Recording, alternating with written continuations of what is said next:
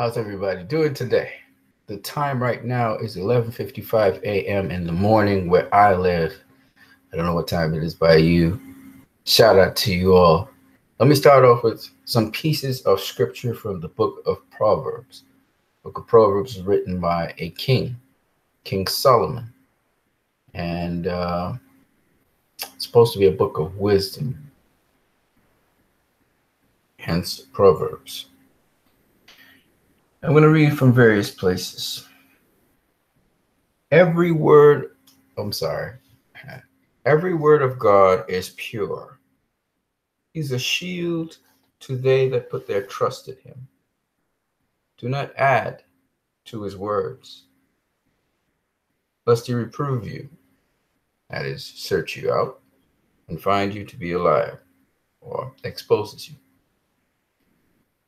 The ants are a people, not strong, yet they prepare their meat in the summer. If you have done foolishly in lifting up yourself, or if you have thought evil, lay your hand upon your mouth.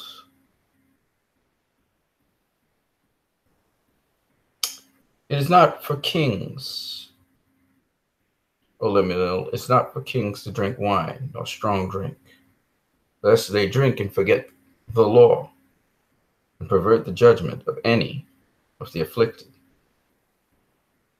Don't give your strength unto woman, nor your ways to that which destroys kings. I'll stop right there. That I just read for you is just what I read this morning from the book of Proverbs. In essence, what it speaks about is you don't have to be the strongest to effect change. You also shouldn't think of yourself more highly than you are. You are just a part of something. It also goes on to show that goodness is pure. And if you follow that, you will be able to reach your maximum potential. It speaks about the responsibility that you have, that you just weren't created for no reason at all in this world. And you actually have a reason for existing. But in so doing, you must exercise judgment. You must exercise sensibility. And here it speaks about you being a king in your own right, not wasting your time on foolish things. It's written like this. It says, don't waste your time or strength on women, nor on ways that destroy kings. And don't be given to strong drink. It's all saying don't be addicted to things or focused on idols. Focus on hero worship. Focus on things that are irrelevant to this life, the longscape of it. Try to tap into things which are deeper. How life actually operates. Try to find the truth. When you tap into goodness, you stay away from a path of lies, because life will expose your lies in the end. So all of these things were said in these Proverbs. I use this language so that everyone, no matter what your persuasion in life, can understand. But in fact, I am speaking of God all the time while I speak. I hope you guys can appreciate what I'm saying. But I'm saying it in a way which everybody can understand. I specifically believe, however, that God, which is the foundation of all life, and therefore all energy, etc., that God truly can abide in us by us embracing a man who came here. He was a man, but he wasn't just a man.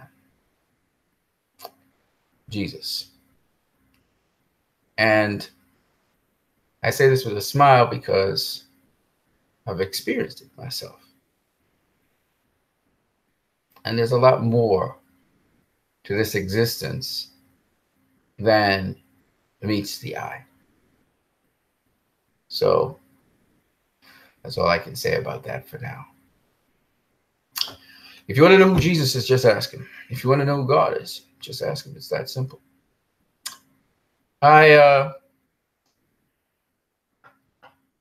You know, when you're nodding off to sleep, there's a certain sound you hear. It's an electromagnetic sound. It's because you're starting to hear the other interfacing of thoughts. The sort of sort of sound like that. Very metallic sort of sound. That sound is actually thoughts entering your head and leaving.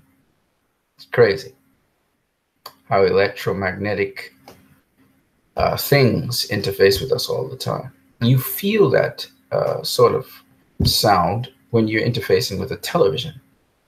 You even feel it with the, there's a different energy level you have, even now as you interface with your phone or the internet. You have to be aware of these things. You know, every thought that you make has an electromagnetic sort of thing that goes along with it. I don't know how to explain it. You guys can check it out for yourselves. You have to be very still. Because on the verge of sleep, you realize that that's what's going on. All right, anyway, enough of that. What I just told you is very real. All right, enough of that. Let's talk about the DCEU. We're going back to realism, and we're discussing Man of Steel once again. But in the process, I'll be also discussing some other things in the DCEU, like the Flash, like some of the DCEU news. We'll have a chat. Leave your chats, leave your comments in the chat section right across there, and off we go. I just woke up, by the way. That's why I'm looking so sleepy. All right, let's get into it.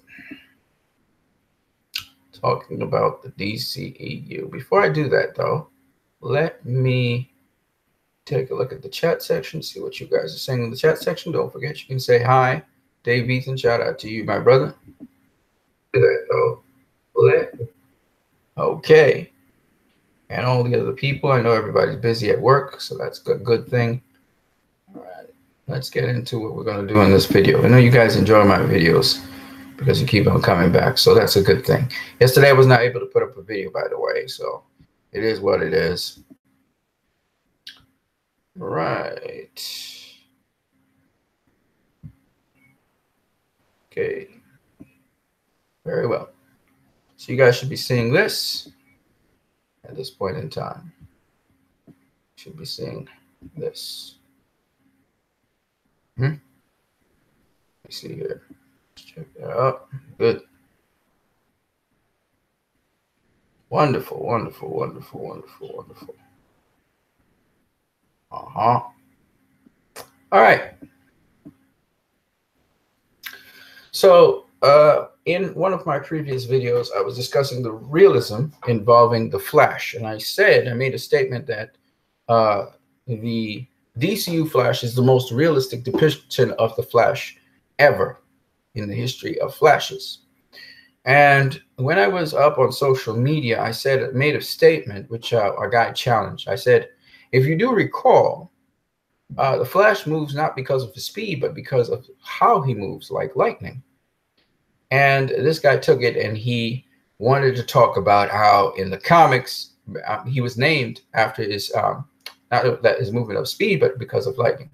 And this guy took it and he said, no, Barry Allen called himself after Jay Garrick, which was the first Flash, and so he named himself because of speed or because of his movement as a flash of lightning. And I had to defend that, and I was able to do so.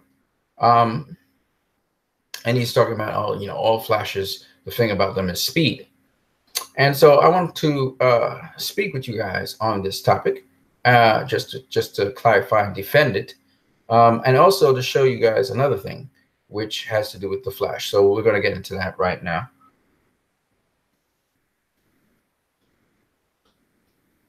All right, so from here,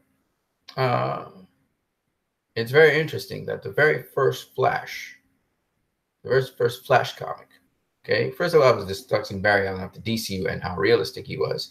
But the very first Flash comic was with Jay Garrick in the 1940s. But in 1959, DC Showcase #4 introduced a new Flash, because the Jay Garrick Flash lasted, I think, 40 issues, and then it was discontinued for reasons I'm not too sure quite. I can't remember what I saw in my research, but this new Flash was introduced, and Jay Garrick was used as, a segue into this Flash, in that his world didn't seem real and it was just based on comic books. Anyway, and he wanted to be this Flash wanted to be like, he called himself after that Flash because he had read him in the comic books.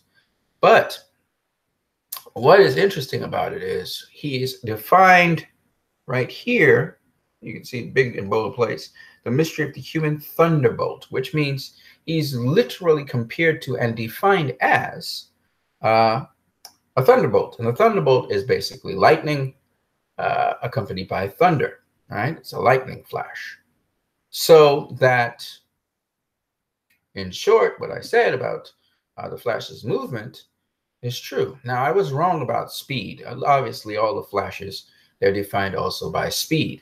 So the Flash is called the Flash because of speed, and he's named because of speed, but also because he moves like lightning is also true.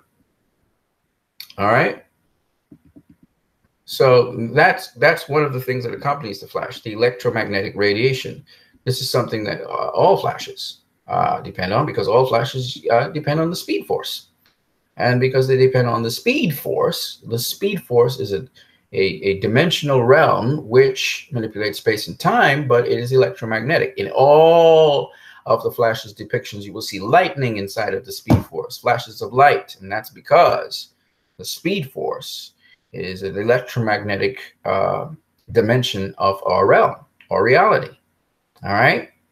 And so I thought that Zack Snyder actually relayed this. It's exactly, all of Flashes get their speed, at least as far as we knew, though, from the Speed Force. That's how they get their speed. Now, they may not became Flashes, the way how Barry Allen became the Flash, with lightning and chemicals, particularly lightning. And I explained to the guy that without lightning, Barry Allen would not be the Flash.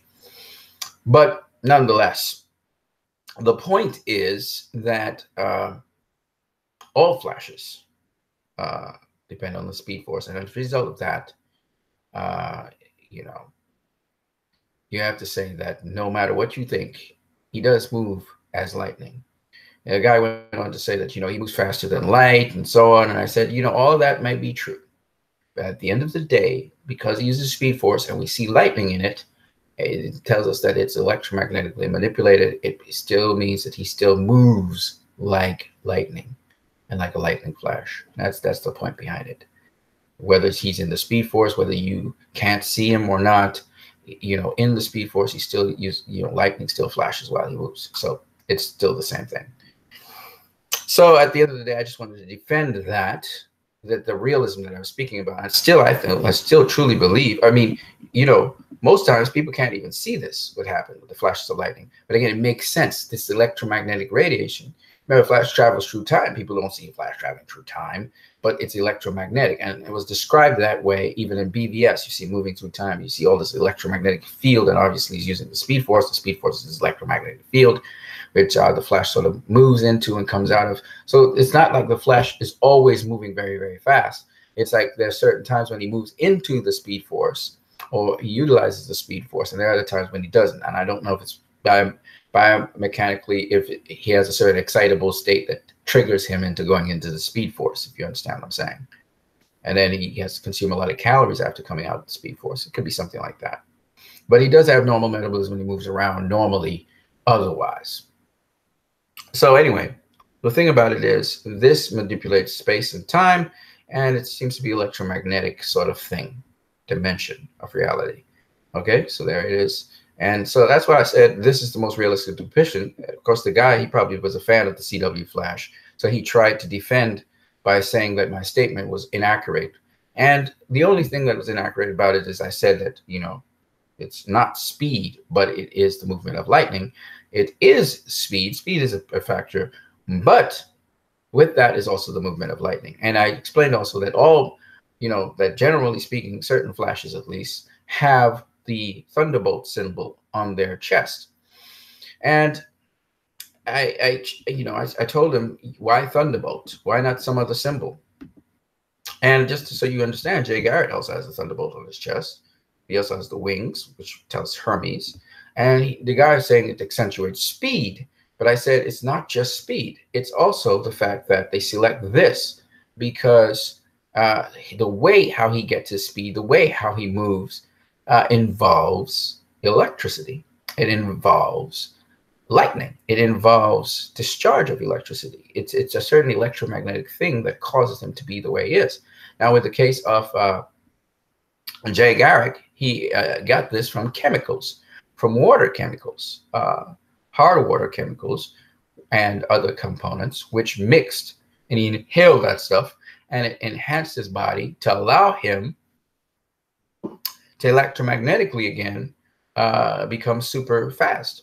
Okay, so it's not he's just super fast.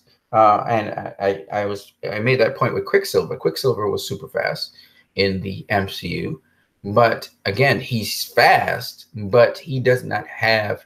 It's not like there's something causing him to be fast. And then we see Jeff Johns incorporate, you know, Jay Garrick and all these guys. And back in, I think, the 80s as well, Jay Garrick shows up on the scene, and he's also using the Speed Force. So once you're talking about Speed Force, you're talking about some sort of electromagnetic realm because we see lightning in it. And no matter if you depict it in the CW, doesn't matter where you depict it, there's some electromagnetic something going on, electrostatic, electromagnetic something going on. And so once you say Speed Force, you're dealing with electromagnetic stuff, you're dealing with lightning, and therefore this is what it is. He tried to, you know, show that, you know, the Thunderbolt that is being spoken about is in fact, and by the way, Jay Garrick is also compared to lightning. He's spoken of as being faster than lightning, however. Here it says here, faster than the streak of lightning in the sky, swifter than the speed of light itself, fleeter than the rapidity of thought is the Flash, reincarnation of the winged Mercury. His speed is the dismay of scientists, the joy of the oppressed, the open-mouthed wonder of the multitudes. So he was faster than lightning, even though later on in the very same comic, Flash Comics, #1, he's described as the human lightning bolt. So be as you may with that, right? Now, since this time where he was very quick, but you couldn't see the lightning that, you know, it discharges from him and moves with him, they have been able to explain him a little bit better as time has moved along. All right, but this was just the old, you know, 1940s comic, and so this is very revolutionary for its time. So I just wanted to share that with you guys. So he himself is also referred to as a lightning bolt, and he's also talked about as fast as a streak of lightning. I mean, all Flashes, they get faster than the speed of light at some point in time, but the point is that it's still this dimension which is electrostatically and electromagnetically charged that allows them to do so, no matter how you look at it. And that's the important thing to understand. But yes, speed is a factor because of the speed. Remember the cosmic treadmill, because you can generate up to a certain speed, you know, you can use the Speed Force a certain way and therefore transverse time and other things. So having said that, we want to go to Man of Steel, and there's a lot of details in Man of Steel. And so I defended that reality that I just spoke about there. But now I want to talk to you guys about, again, realism in Man of Steel. And the best way to do so, before I go into this here, is to actually speak to you guys about something else. Hi, Dave Ethan. How was your vacation, man? I hope you enjoyed your vacation. Dave, shout out to you. I'm just going to do a couple other things here. So I just want to go to my little tab here. And here, I'm going to try and use F11, see if this will go big screen. I can leave this link actually in the chat area for you guys. So we'll leave this link right here so you guys can have a look at it. It has a video on there as well. This is a Yahoo article speaking about how the approach to Superman is. It's an approach which is a realistic approach, okay, to Superman. So there's that link there. Okay, so it's in the chat section. So you guys who are in the chat section can have a look at that. I'm going to go through it a little bit, not too much, okay? And you guys can see the screen that I'm on. I'm going to try and move to full screen. Let's see if we can get that. Oh, yes, we can. Wow, that's wonderful. So we're in full screen right here. In Yahoo, this was back in 2013, just before Superman came out. Man of Steel presents a high-flying but grounded Superman. And I was telling you guys that Zach was going for realism. I'm just going to point out certain little sections of it, and you can also look at the video that's on there. I already put this up on social media for people to have a look at, the Man of Steel fans and stuff.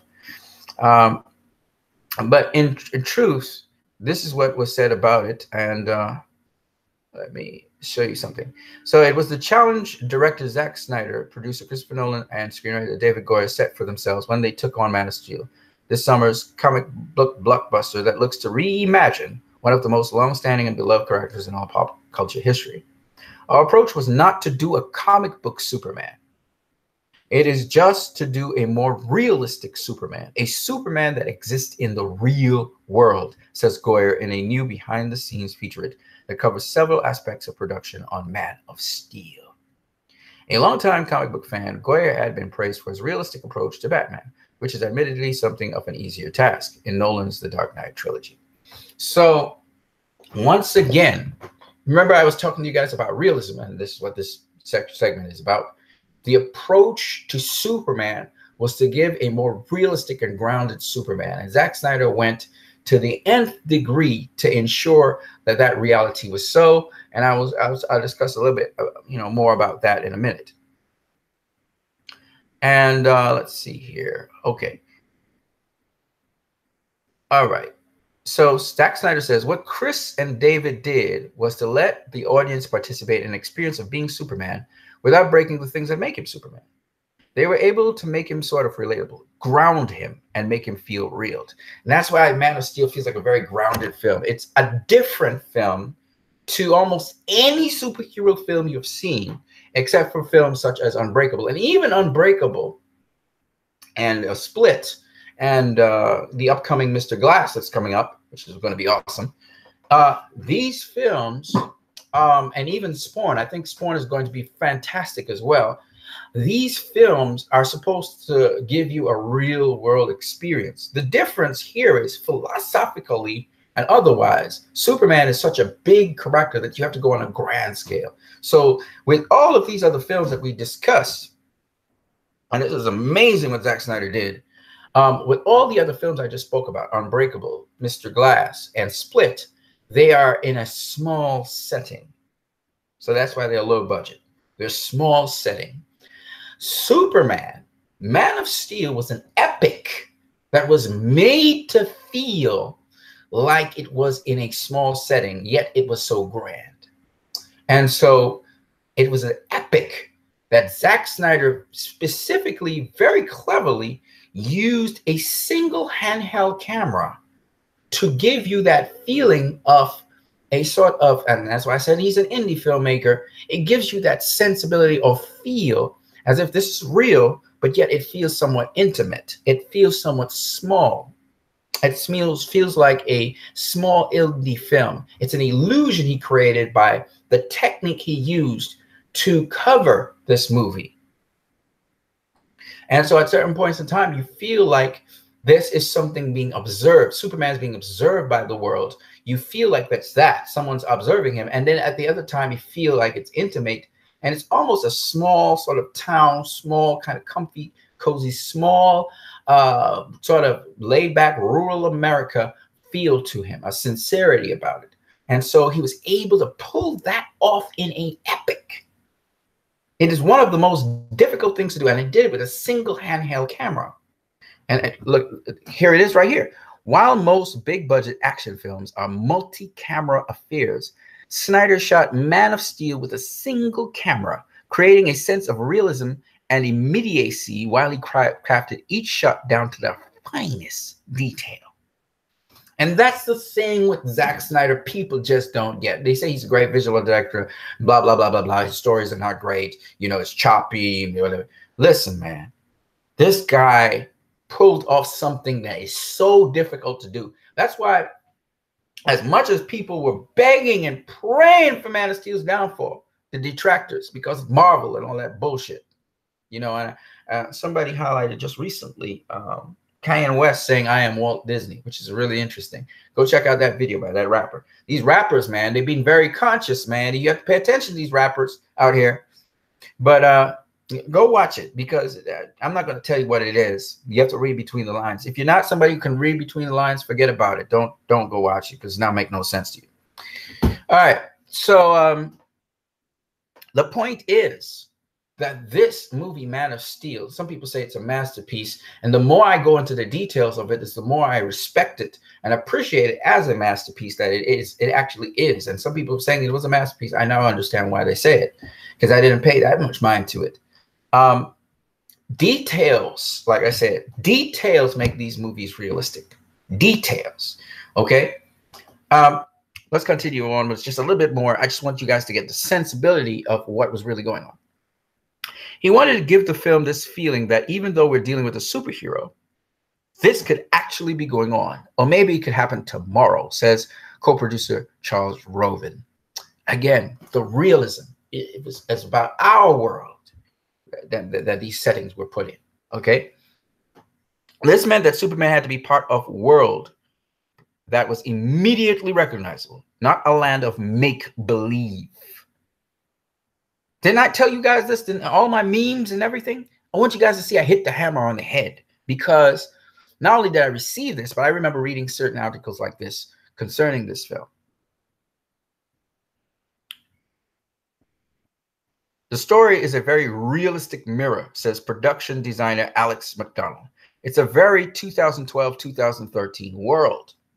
We wanted to have real places. We didn't want Superman to crash into a fictitious location, said co-producer Deborah Snyder. We wanted everything to feel as real as possible. Ultimately, though, the most important aspect of grounding Superman was to have a strong central character, one that can relate to audiences by displaying the vulnerability that Snyder mentioned, along with his heroic acts of super strength and super speed. He's a very conflicted, lonely, and lost person, says the Man of Steel himself, Henry Cavill, referring to the film's stranger in a strange land approach to the last son of Krypton. Clark Kent is ultimately an outsider throughout all stages of his life. What world do I belong to? Is this one? Is it another? Who am I? Starting the film from that point of view allows the audience in, because they share those same questions and insecurities about their places in the world. A lot of you guys right here on my feed, you ask those questions about yourself. You do not understand the power you have. I read to you scripture that said you are a king. Do you know why you're a king? You have a realm. You have a dominion. You're a king of that. You have influence. A king is not someone who decides, that brings about his rule recklessly. Superman is you.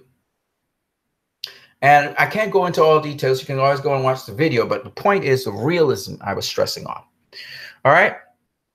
And of course, however, even with all the new angles, the Superman we know and love will still be on display in Man of Steel, meaning Cavill will be faster than a speeding bullet, more powerful than a locomotive, able to leap tall buildings in single bound.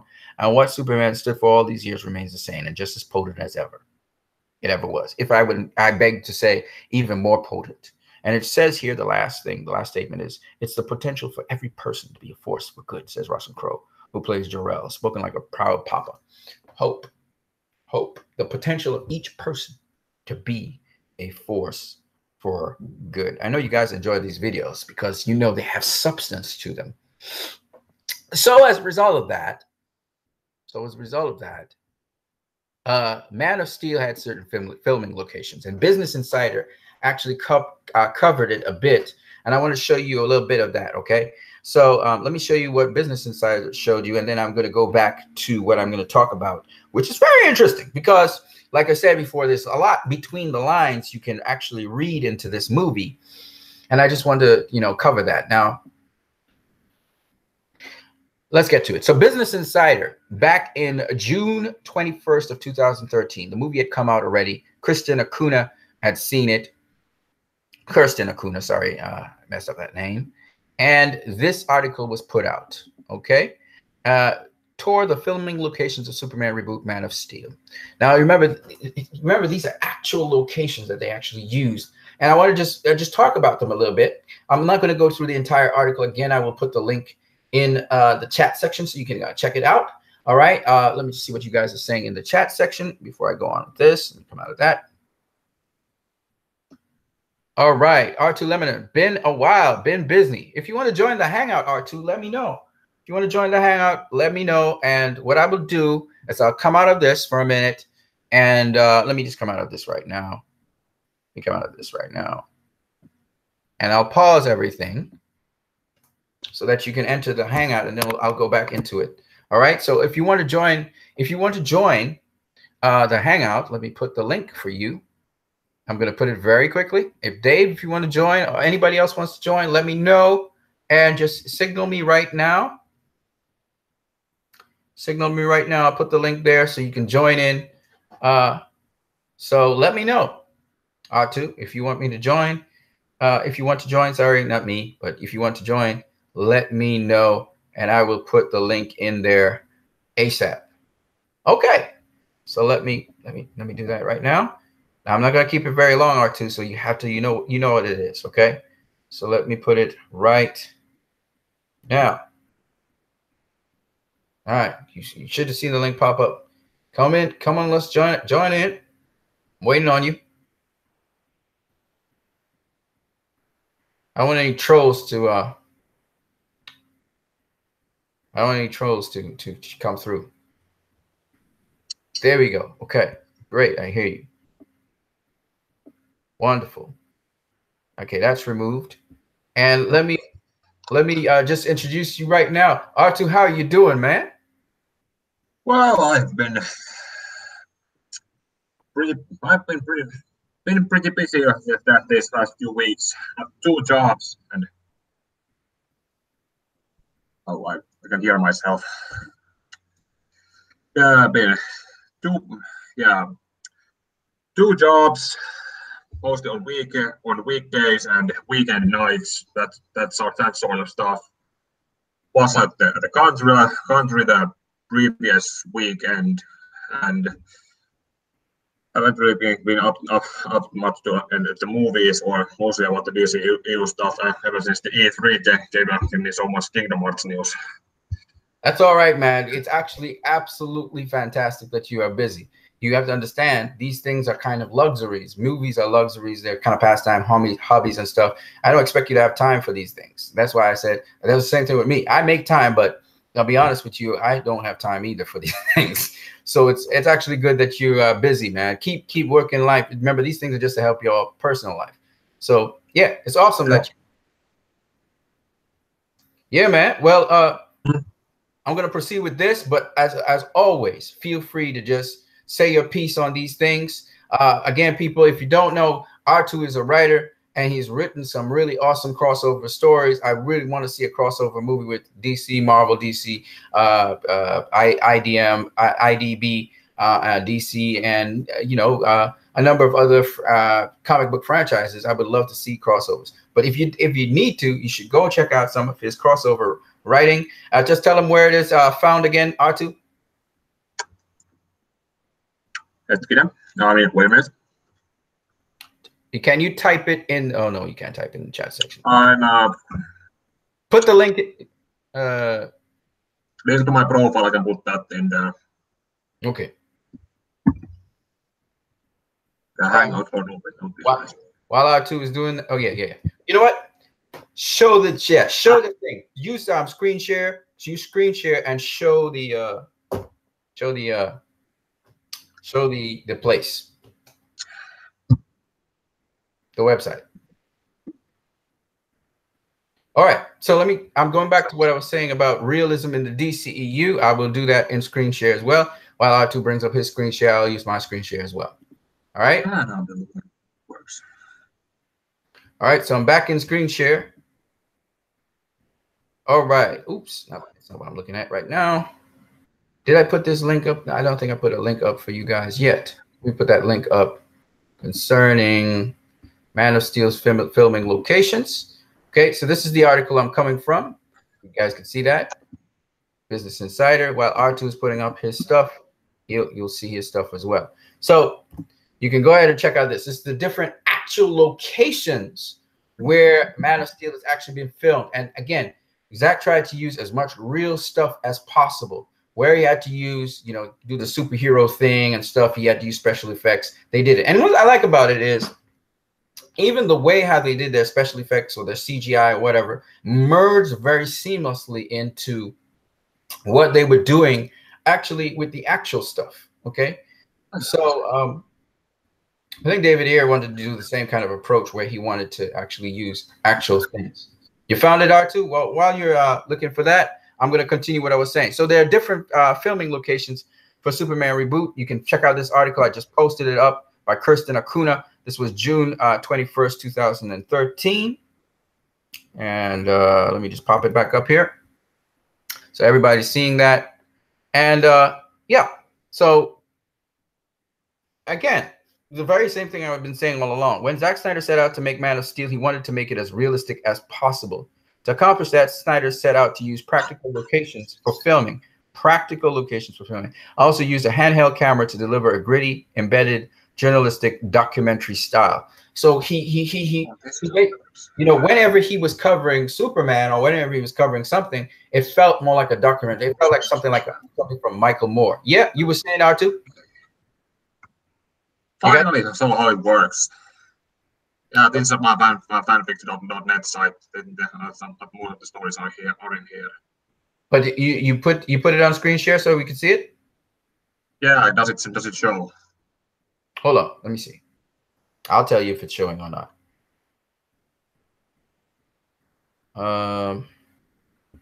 Where are we here? Hold on a second. Go ahead. That's you right there. Just speak. Say something. I can see it. Just say something, R2. Yeah. Yeah, that's the stories that I wrote. Most is a hobby. These three, for example, were the first things I did at the beginning. They were basically like trying to fix some plot holes in the end of Dark Knight Rises with Doctor Who. These basically two-parters. This is a prequel that takes place in the Batman Begins. This is one of my most popular ones. It's set on during Man of Steel, that period in Clark Kent's life, just after Jonathan Kent died. It's when he left. It's never said. It wasn't really stated in Man of Steel how long Clark spent traveling the world. So this play takes place in 1997 and 1998, aka during when Harry Potter and Deathly Hallows took place. So this is Traveler. This is a story where, yeah, Traveler Among Wizards. You're familiar with it. Yeah. Hereafter is basically one where I crossed the and Doctor Who shared universe with the DCE, my idea of DCEU at the time, and the Harry Potter universe, where that Justice League and the Dark Knight trilogy, Batman and Doctor Who met each other in a DC Crisis-like storyline, which had 13 Batmen kidnapped by Doctor Who villain. And the major players in it were, as you can get okay, as you can see that. Right. Well, what I want you to do though, R2, I want you to just Christian Bale and Adam West. They were the center Batman in the story. Cool. Yeah. What I want you to do though is just give the link. So whatever you highlighted at the top, call that out so that people can go ahead and check that stuff out. So just give them the link. I tried to place it here in the chat section, but the one didn't come there for some reason. No, you can't put it in the chat section. What you have to do though is remove the paste link and just simply show it on the screen. So what I want you to do is just kind of blow it up a little bit more. Just kind of you know, if you have a mouse or something, open up, okay.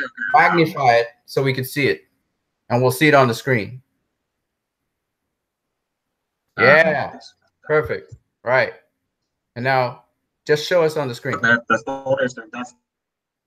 the name of the. Wait.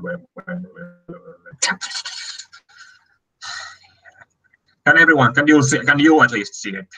Fan fiction. Circling it with my mouse. .net, after. That's the one. That's the one at the top. Story, and then there's the. It says fanfiction.net somewhere up on the top. Yeah. /u/ Okay, blow that up. Blow that up again so they can see it. So we can see it one more time and highlight it.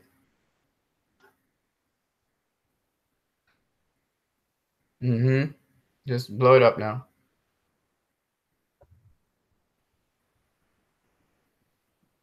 You got it? What's this thing? I need to. Go ahead, you take your time. All right, so my time. How the hell does this thing even work?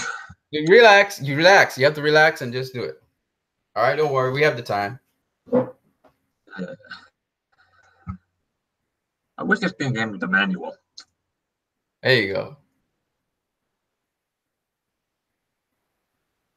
So R2 does writes, and you can see he has a lot. He's very passionate about it. It's fun. I've read one of his stuff. It's very engrossing. It's very interesting. Let's put it that way.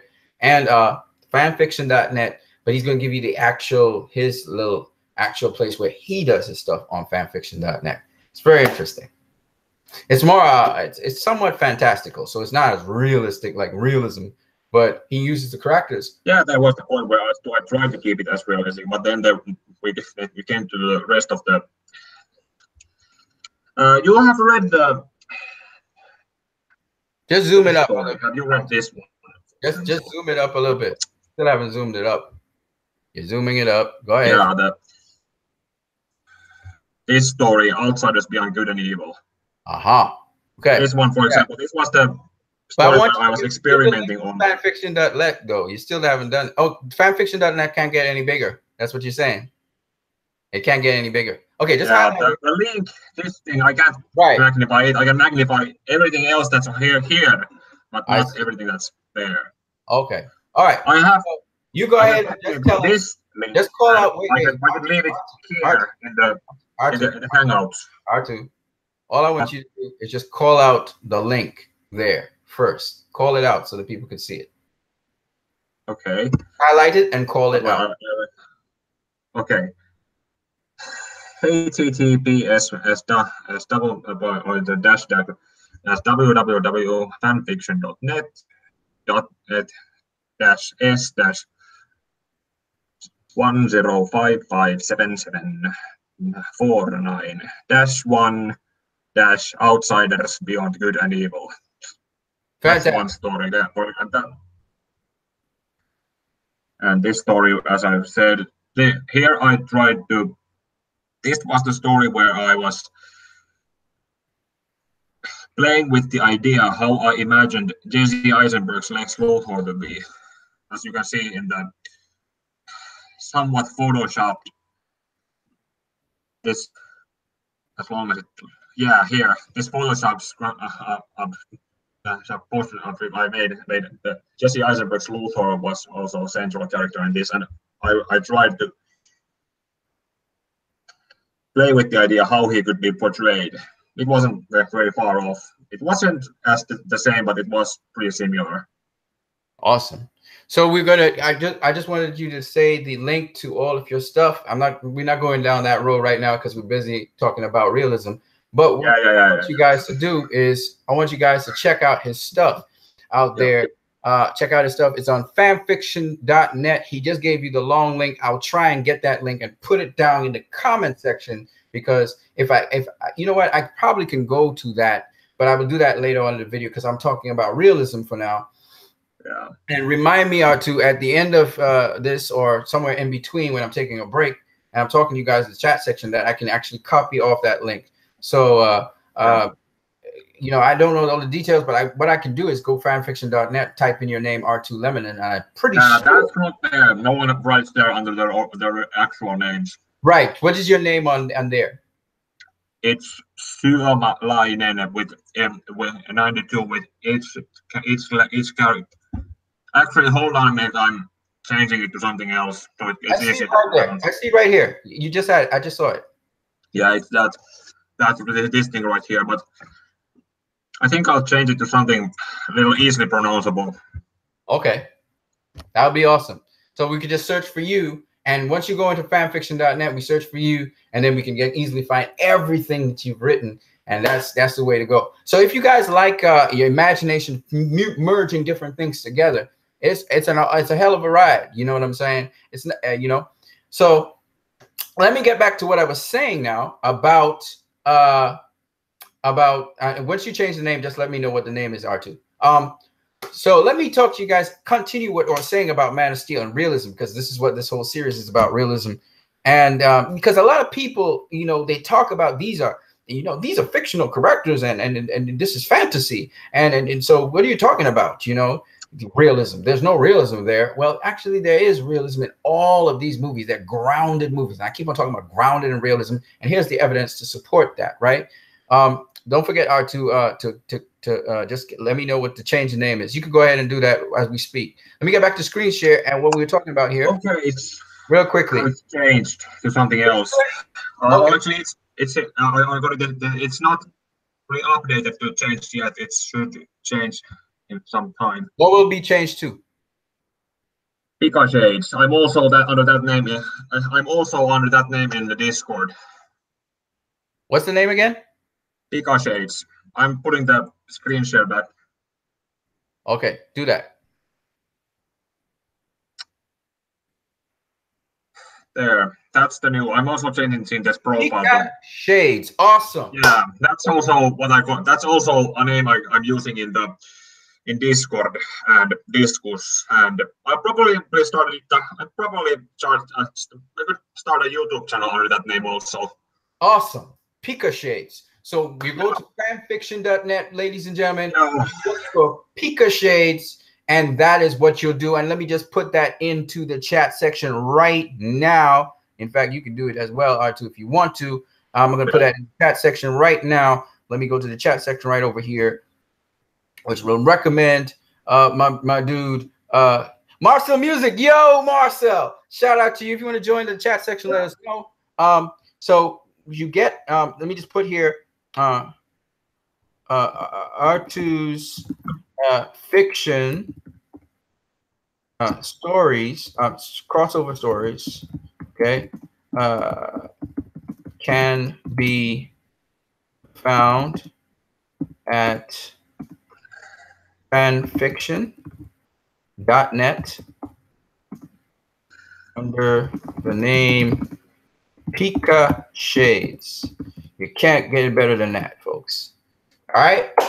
And so those of you guys, go check out that stuff. He's got a lot of stuff there, and you guys should check it out. See what you think. I like the thought of crossovers and even different realities kind of crossing over and interfacing with one another. And this is something that's interesting that, you know, I really wanted you guys to see. So I hope you guys really check it out. I do check it out myself. And I think it's interesting, and I think it stimulates ideas of how you want to approach things. And it also tells me how the DCU, how it can become flexible, even with the realism that is in it. And that's why, you know, characters like Shazam, characters like Wonder Woman to some degree, they're able to exist in this realm, which has this mythical, magical element to it. And magic and mythical stuff exist in our realm.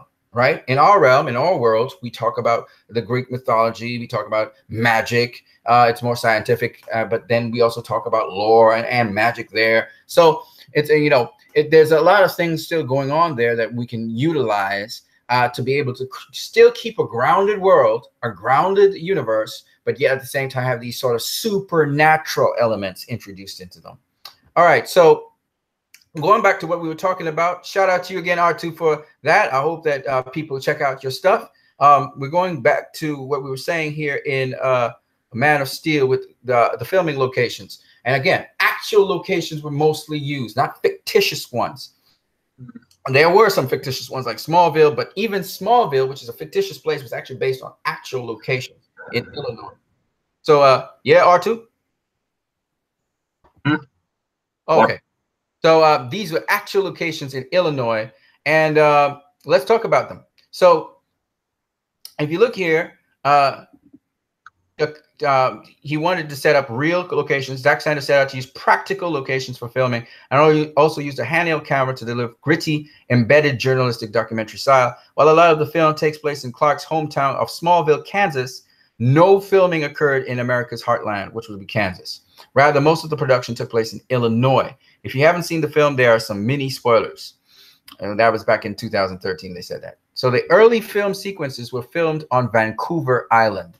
When Superman came ashore, all of this took place in British Columbia, the province of Canada called British Columbia, on Vancouver Island. You will see that again. Trust me, you will see it again. It's so cool. I love talking about this because the beginning of the movie, all right, and Superman's heroic flight are linked, okay? Not Krypton. I'm talking about when he first lands on the shores. He lands on Canada, up very high up in the western part of North America. Basically, he landed on Vancouver Island, and I'll tell you guys more about Vancouver Island as we move along, okay? And it's interesting how he traveled, his travel patterns. I'll show you guys what that looked like too. But anyway, he works on a real crab boat, the Debbie Sue. I told you guys about this already, but it's nice that this article actually covered that. So he actually was on the Debbie Sue, and we saw the Debbie Sue a second time when Lois Lane was actually doing investigative reporting. And in fact, if you think about it, Lois Lane did better investigative reporting than any other Lois Lane we have seen, any other iteration of Lois Lane. And that's so amazing. And she didn't operate fully as a newspaper journalist. The newspaper journalists, they type a lot and stuff and all of that. They kind of focus more on moving her along, getting her to different venues and stuff. By the way, here's the Debbie Sue in the background there. And I already did a video showing you guys that the Debbie Sue is an actual, it's an operating vessel. Even right now, the Debbie Sue is operating, and it's a crab boat. It collects stuff, and you can see it there catching, offloading onto shore some of the crab catches in the cages, right? It's really amazing how this is actually happening. You know, it's like, you know what's interesting? It might be that the Debbie Sue was actually getting a catch of crabs, and they filmed it while they were actually offloading these crabs. That would be so sick. You know, that's how real the stuff was in Man of Steel. And then to film the tornado scene, the crew needed to reroute traffic on Route 56 in Sugar Grove, Illinois. So this is an actual highway with actual traffic on it.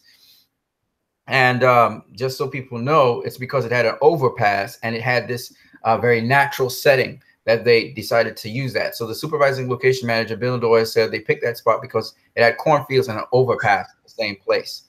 All right. So that's how real it was. And this is the actual people here using fans and stuff, but it was an actual location. So that's what kind of, again, even though these are fictitious places, Kansas and Smallville, even though these are fictitious places, the actual locations, they use a lot from the actual locations. Now, you say, well, that's not many different to anything we've seen in Hollywood. And that's true to some degree. You know, they always use actual, but usually they use props. They actually rebuild things over the locations to give you another feel. And then they would use CG effects or whatever. This is the actual location. They didn't do much to change that location. They used the actual highway, the actual location. They didn't embellish it in any way or etc. And remember, in superhero movies, they don't really do that. They usually build worlds. For instance, if you look at Superman, Sam Raimi's Superman, it's a whole set. It's a set design for that Superman. You look at Captain America, the First Avenger, there's a lot of set design going on there. Even though they say it starts off in New York City, it really is, and again, set design to get, you know, the period feel. They're not using the raw environment. With Man of Steel, there's a lot of raw environment used. Anyways, let's just keep it moving. And then for Smallville, So here it is again. There's nothing else like it. Within 3.5 hours of Chicago, said Doyle. So there you see all of the cars and things. And the real cars, real stuff going on there. The bus scene 2, where a young Clark saves his schoolmate, took place in Illinois. It was filmed on the Serena Bridge on Route 52. Okay, so where the bus kind of broke through the bridge and fell over into the river, that actually happened. The bus actually did go into the river and all of that stuff. It actually happened.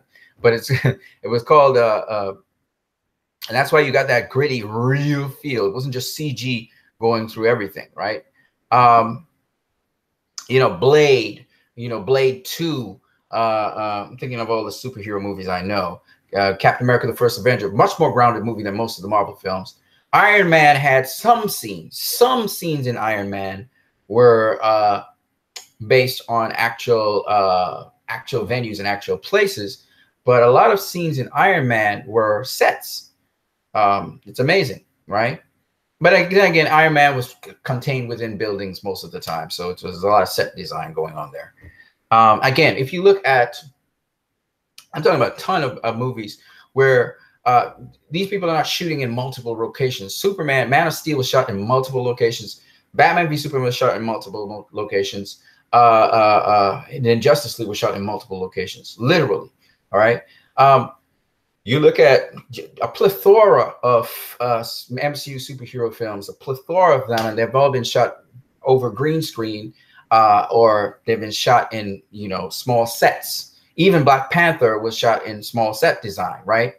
Whereas Wonder Woman was shot in Italy, shot in London, literally was shot in London, and shot in a multiple of other places, such as what is that place? God damn it, Belgium. That's the word I was looking for. Belgium, and it was shot in France, and was shot in the border between Belgium and the other places. So there are a number of actual locations that these places were shot with actual buildings were there. And then, of course, they had some set design and other things also that was accompanied there. But again, to make something real, you literally have to take something real to make something look real, to convince your eyes that this is real. And the one thing the DCU does so very well is they give you that sense of reality. And that's because the DCEU is built off of Man of Steel, which is built off of giving you that sense of realism. This is part of our world. The DCU is based on our world. It's not based on a fictitious world out there that has been created. Okay. Like, for instance, when you think of Avengers and you see New York, yes, it looks like New York, but yet you can feel that it's fictitious, and the reason is this is fictitious New York. They say it's New York, but it's fictitious New York. And the way how they treat New York tells me it's fictitious. Whereas when you see Smallville, which is a fictitious name, it feels very grounded and real when Superman is battling Feora and all of that stuff that's going on in there, because not only do you see landmarks that tell you this is a real world and how the people interact and stuff, but you also know that this is not set design. These are actual buildings you're looking at.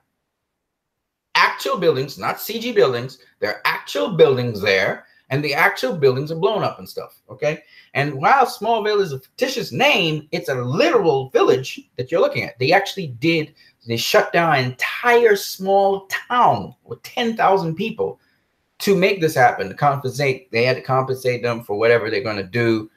And man, did they run havoc on that small town. And they actually used actual military aircraft. You're actually looking at the real setting. It's real aircraft you're watching at. And, there's a lot of reality there. And so that's why you buy into this movie as being real. This scene that you see right here as Superman is stepping out towards the sun, part of it is set design, but the other part of it is actually he is in British Columbia. Okay? This is him in British Columbia, okay?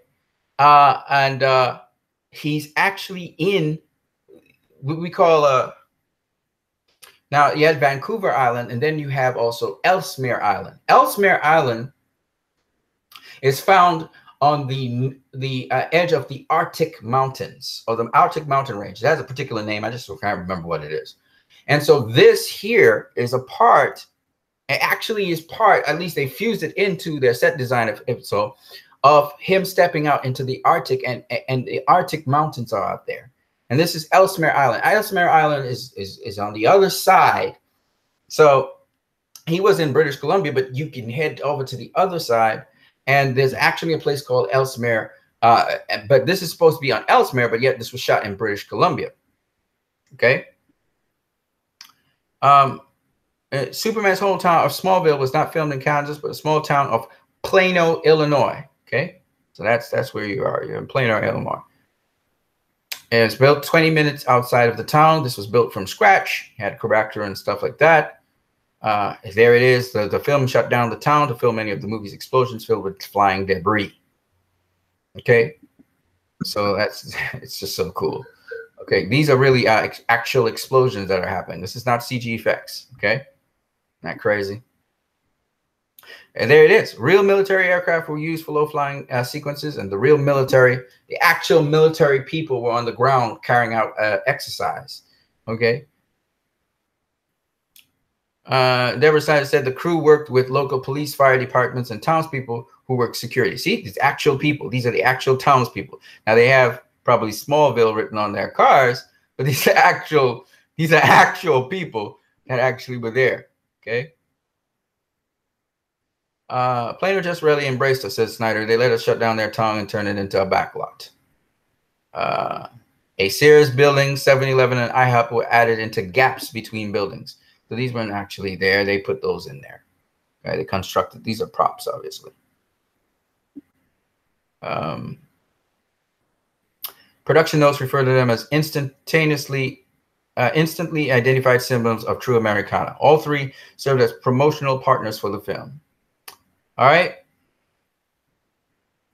And there's the actual destruction that happened on set. The actual destruction there. Let's keep it moving. For the big city, the crew turned its attention to Chicago. The old Sears Tower, now known as the Willis Tower, served as the newspaper offices for the Daily Planet. This was also used in The Dark Knight Rises, I do believe. The crew rented out an entire floor to transform into Clark Kent's future place of employment. So this is actually a floor of the building that you were actually looking at in Chicago. The Department of Defense gave production access to junk aircraft pieces to use as debris. So they actually literally used actual military aircraft as debris there. Helicopters, piloted fighter jets, and a C-17 cargo plane were all used when they were going to attack the world engine. It was literally, there was literally military flying by there. Okay, it was real stuff. It wasn't just, you know, CGI. It's just quite amazing. It's quite amazing. Along with technical advisors and nearly 300 soldiers as extras. So the real military were used again here. Okay, and that's something that people don't know. The military scenes were filmed in the Mojave Desert at Edwards Air Force Base. Edwards Air Force Base was one of the places they had been stationed to actually film a lot of Justice League. All right, and then they also filmed other parts of not Justice League, sorry, Man of Steel. And there was other places where you remember the scene with Clark on the helicopter on the helipad. That is actually filmed off of a base as well. You can see the sea in the background. And they had the green screen in front. So that the helicopter didn't have to, it wasn't like they were spending a whole sort of time away from duty, because that was an active helicopter that was actually used. A lot of active operational helicopters were used. So I just wanted to point out this with pictures because I just found this so awesome. Business Insider really covered this. And I wanted to show you guys just the level of realism that was in Man of Steel, which was what makes it so believable. Okay. All right. You guys can continue talking in the chat section if you so wish. Let me go back to what I really want to talk to you guys about here now is the flight of Superman.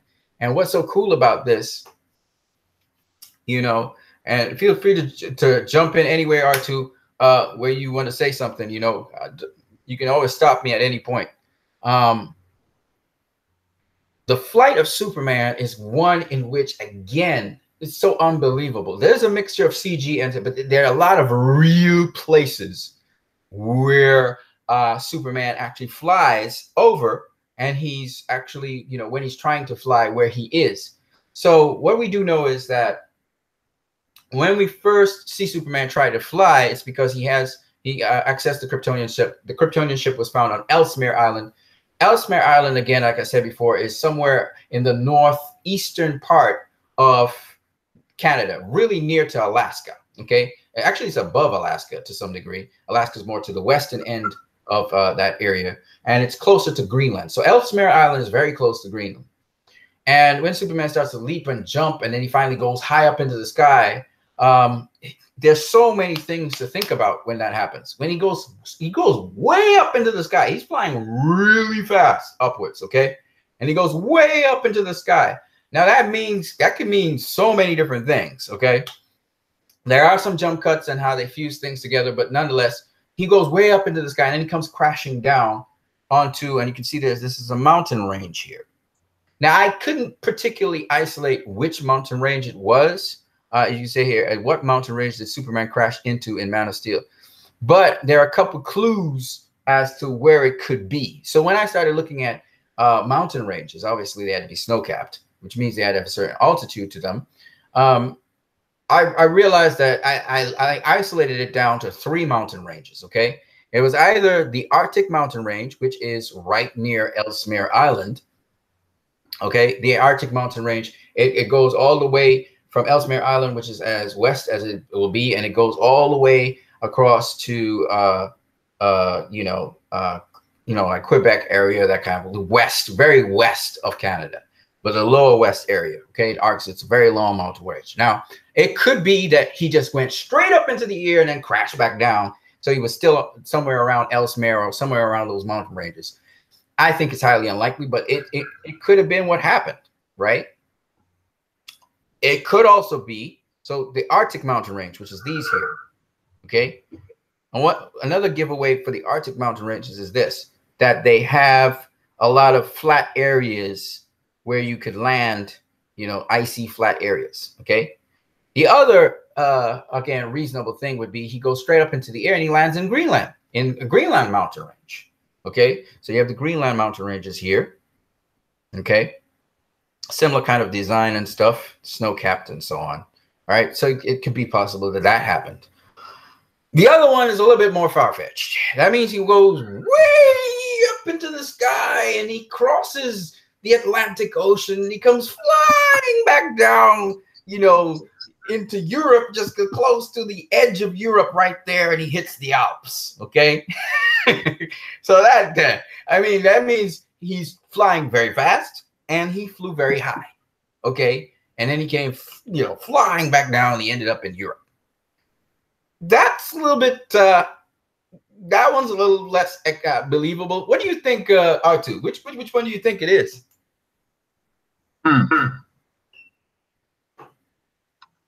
Which part are you going? Any mountain range. I'm showing you all these mountain ranges here, which are, these are the snow-capped mountain ranges, which are at a very high altitude. Therefore, and the one thing I can tell you about Greenland mountain range, which I noticed, is that they have the mountains, but they again have a lot of nice flat areas. The Alps is kind of more sloped. It doesn't really have a lot of flat areas. It has a lot of valleys in it. So what do you think? Do you think he crashed in the Alps or the Greenland mountain range or the Arctic mountain range? I still am not able to isolate that one.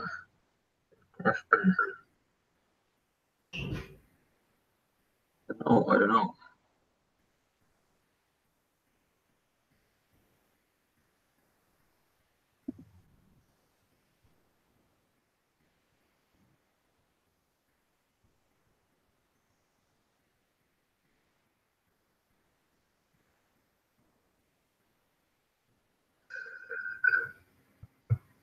Truth be told, I'm middle of doing something else as well.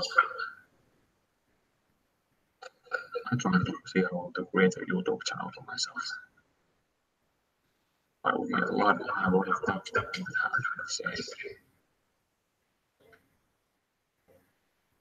that have simplified creation manuals and how to step by step how to stand hangouts.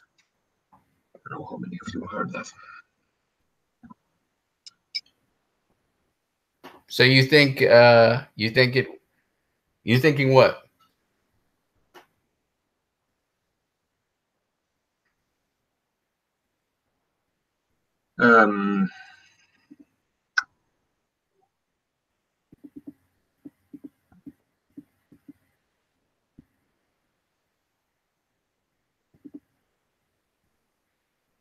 This one has a lot of clouds in it. It's very cloudy around it.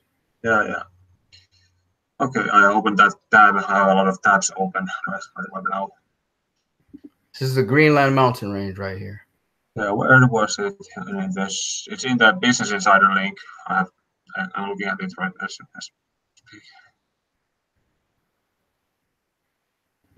Here, this one doesn't have as much clouds. Doesn't have as much clouds. It's not as cloudy. It's the Arctic mountain range. When you look here, Man of Steel, you can see the clouds. There's a lot of cloud cover here. This one has some clouds, some low-lying ones and some high-lying ones. This has cloud cover. See? So I'm assuming it's either, okay, there's some clouds here. I don't see them. There's some clouds here, but it's still clear skies. I don't think he ended up in the Alps. That's my honest opinion. I'm thinking about it and the hints and clues I see here. I don't think he landed in the Alps. I think this is actually either the Arctic mountains or it's the Greenland mountains. And that would make sense because he hasn't completely learned to fly yet, right?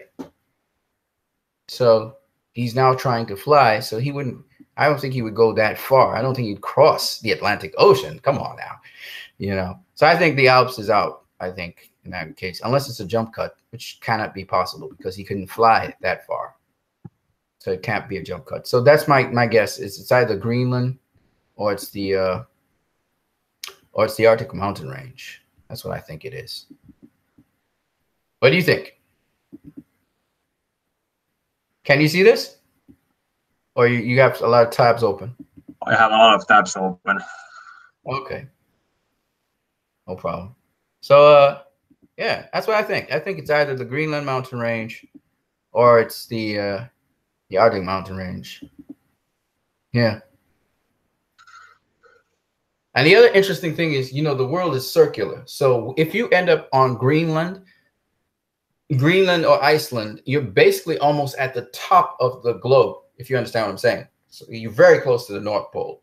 So once you reach the North Pole, basically you can end up in Europe easily, or you could end up in Russia, right?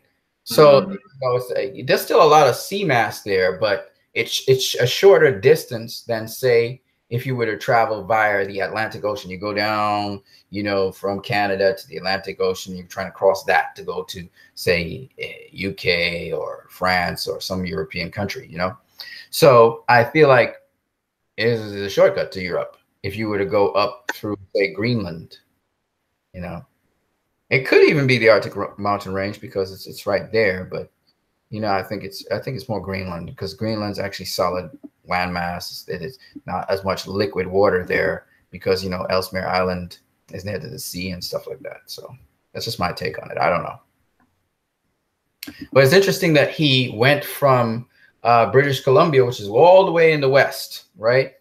He had to travel, so he hopped a drop and he ended up all the way across Canada into Ellesmere Island. And that's a long distance to travel, I'll tell you that. If you just look at Canada on the globe, it's a couple of days journey, So that's pretty cool. So I just wanted to share that with you guys and see what you guys had to say about that. All right, going on. So literally, that's what I like about Man of Steel. There's these actual venues in the Man of Steel. And the next time we see him, he finally knows how to fly. And he takes off and he really flies. It goes way up in the sky and you see him hit the sonic boom and he's gone, right? And from there on in, now he's up in the clouds. You see him flying past the clouds. When he comes down near this huge mountain. Now, again, a lot of people are assuming that it's the same mountain that we saw where he left, but it's not. It's actually I can tell you for a fact it is somewhere in the Himalayas that he actually comes down, okay?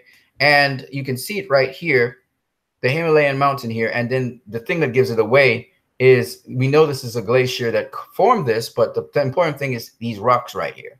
And if you look at these grainy rocks here, this is something you only find, this There are a couple of things. There's the clouds, and they're below the mountain. And two, there is the rocky sort of sedimentary sort of, it's not just muddy. This tells us that there was a glacier that passed here sometime. Okay. And this formation right here tells us there's not many places in the world where you see that kind of formation. You can look at all the other places I just mentioned before, the Alps and so on. You will not find this there. It has to be something with high altitude where you're going way, way up, and then you will see this kind of stuff. They have glaciers too that move in those other places, and there are bare areas like this, but not so grainy and rocky like that. And so that's why I say it's the Himalayas that you're looking at here. He actually passed by. He came back down somewhere near Pakistan, India, Nepal. In that area, he came back down, and he actually flies by. He flies down a mountainside and around it, and he's flying by the Himalayas. And so there's just a select group of areas where this is so. And now, of course, not all the way through the Himalayas. I can't identify exactly where, but I can tell you, I believe this is the Himalayas that you're looking at here that he flew by, which I find very cool. Very awesome. All right. Is this CG Himalaya? I do not know. Maybe they took shots of the Himalaya and integrated it in. But what I can tell you is this is definitely the Himalayas he passed by, which would be interesting for some people to know. I put this up on social media already, so you guys probably saw this already. And you just look at the rock design and so many other things that are going on here. You will know this is definitely the Himalayas that he goes by. So he's definitely passed by Europe, and he's somewhere in Asia at this point in time. And you can see him here with his two hands, head here, and he's flying away, cape in the background. It's really cool. Looking at Superman fly was awesome, but the cool thing about it is, unlike with Christopher Reeve's Superman when he took the flight and he was flying around the world, Zack Snyder approached it differently. So with Christopher Reeve, they wanted to personalize, and actually they were going to have the animators and the actual stuntmen and the people who were carrying out the stunt. They wanted to approach it like how Christopher Reeves did, how Bryan Singer did. Not Christopher Reeve, sorry. Richard Donner did, and Bryan Singer did, and who's the other person? And the other directors who did the Superman franchise, okay? And even on TV, how they approached it. And Zack wanted to do different. He wanted to do it as an observer, as a documenter, trying to track Superman's action, and the camera can't keep up with it. And so it was important, as Zack said, that you're observing Superman, how fast he's moving, feeling that. And so when they tried to approach it like how they, Richard Donner approached it or Bryan Singer approached it, they realized that it felt rather fake to what Zack was doing throughout the movie. To get that realism in there, you try to be there with Superman, just kind of tracking with him, and it feels fake. So they had to reconfigure. So with Richard Donner, you see Superman just, because it's a fantastical environment where he's, flown out of the city, and it's the end of the movie, Superman 1978. He just beat up the guy in the bar, and then you see him just kind of pop out into space, kind of float around, and then fly away. And you're just looking at him as he's there. He smiles, he winks, and then he flies away, right? That there calls for fantasy, because there's no one really observing Superman. It's just basically his personalized view of the world, sort of, not really, but kind of. And it's very fantasy-like. It's very magical, right? It's not, it makes no realistic sense whatsoever. Zack Snyder was not approaching Man of Steel that way. He was approaching it like it's happening, or it will happen. This is something that can happen. And so Zack wanted people to observe. It's like someone observing Superman at each stage as he's moving, as he's flying very fast. And there are times when you see him, you see his face, and he's smiling and everything as he's flying. But even then, besides the visceral nature of it, where you can feel the wind in his face and you can see his cape flapping and everything, you notice that the close-up there happens for a brief second. And of course, the camera's kind of dazzled. He's kind of moving around because it can't really keep track of him, right? So you feel that energy, that, he's flying and the wind is in his face and everything. It's kind of like it's like driving a car, sort of like his cape's flapping in the background. He's laughing and everything. but his face even is sort of, his hair is getting blown back and stuff, and he's really enjoying himself. Anyway, the point is, they wanted you to feel what it really is to fly at high speed. They want you to feel it. And so Zach said it was a much more raw take on what would happen, because this is what would happen in the real world if you were to fly at that speed. And he wanted you to experience that. So a lot of people really enjoyed the Superman flying scene, even though they said, I've hated everything else in Man of Steel.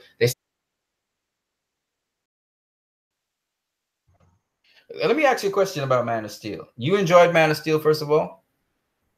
When I went first to see it, I acknowledged what it was supposed to be. Sorry. So you speak while I'm eating. I acknowledge it for what it was supposed to be, as a modern story, that it was about Superman showing up and coming to for humanity in the current world that we're living in, which I at the time also, and probably now also call the post 9/11 world. Well, compared to what it was in the 70s movie. So. And like you said, you compare the flying scenes from the Christopher Reeve movie and from the Man of Steel you could actually see how powerful Superman was in those movies, and that he had to control those folks too. Well. Yeah. Well, yes, I did. I liked Man of Steel when I first saw it, and I tried to get as many people to watch it with me as well. When it came out, and at that point, I don't think I had. It was 2013. It was the time when that was when my parents divorced, and I was living between homes. Oh wow! Didn't know that, man. Yeah. Oh, so how did Man of Steel make you feel? Because you had a problem where you didn't know where you belonged anymore. You kind of literally, like physically, you were like different places bouncing around. Yeah, it was pretty much like that. The movie came actually for us in Finland. It came a month later than it came for the rest of the world for some reason. I don't know why. Mostly because BVS, Justice League, Wonder Woman, and Suicide Squad all came out 2 days before the rest of the world in here. Oh, that's awesome. That means people in your country like them. Otherwise, it wouldn't come out so early. Actually, the same thing happened with some Marvel movies and maybe some X-Men movies as well. Okay. And yeah, because I think so on. I think Apocalypse was that year. I think Deadpool was that year. Yeah, those came out. Civil War was that year as well. Yeah. Yeah. Well, man, I guess you could identify the fact that he kind of didn't know where he belonged somewhat. Maybe you identified with that, because I found that there are so many compelling things about the story and how it was built, that a sense of belonging. Clark never really had that sense of belonging because he didn't know exactly who he was. And you could hear him when he was talking to his father. He said, "Did God do this to me? Tell me." You can tell that he's like angst because he knows there's something different about him. And everybody knows there's something different about him, but he doesn't know the truth about it. His parents know a bit of it. And so his father was able to tell him certain things about it. Like you're not really from here, Clark. He says it in a nice way, but and now Clark, you can see Clark's face is like, he's like, can I still pretend to be your son? Dude's like frustrated, dude's scared, like he doesn't know what to make of it. Like, who am I? The cyborg experience. Cyborg's like, what am I? Clark's like, who am I? I find that very interesting, a very appealing story to me. It's basically what each and every one of us has asked that question. They've asked the question, who am I? And I think a lot of people are still coming to terms with that, because they thought they defined it themselves. They thought they knew what their purpose was in life, and then they realized that's not it. So, you know, circumstances allow us to get to that root question. So yeah, I'm glad that you liked Man of Steel. I didn't like it. I loved Man of Steel. Okay, because I was not into comic book movies. I keep on telling people this. I used to be into comic book movies, especially the X-Men stuff. I loved being wowed by the special effects and things. I remember when X2 came out and Nightcrawler disappeared from the presidential place, and he was just poof disappearing and appearing because he's a teleporter. That was awesome. Mystique in that and stuff. So I remember the special effects. The story was good too. It was a good story, but again, at the end of the day, it just was more entertainment for me. Even though there was a bigger question with that story, with the Magneto and the general that had put the adamantium into Wolverine.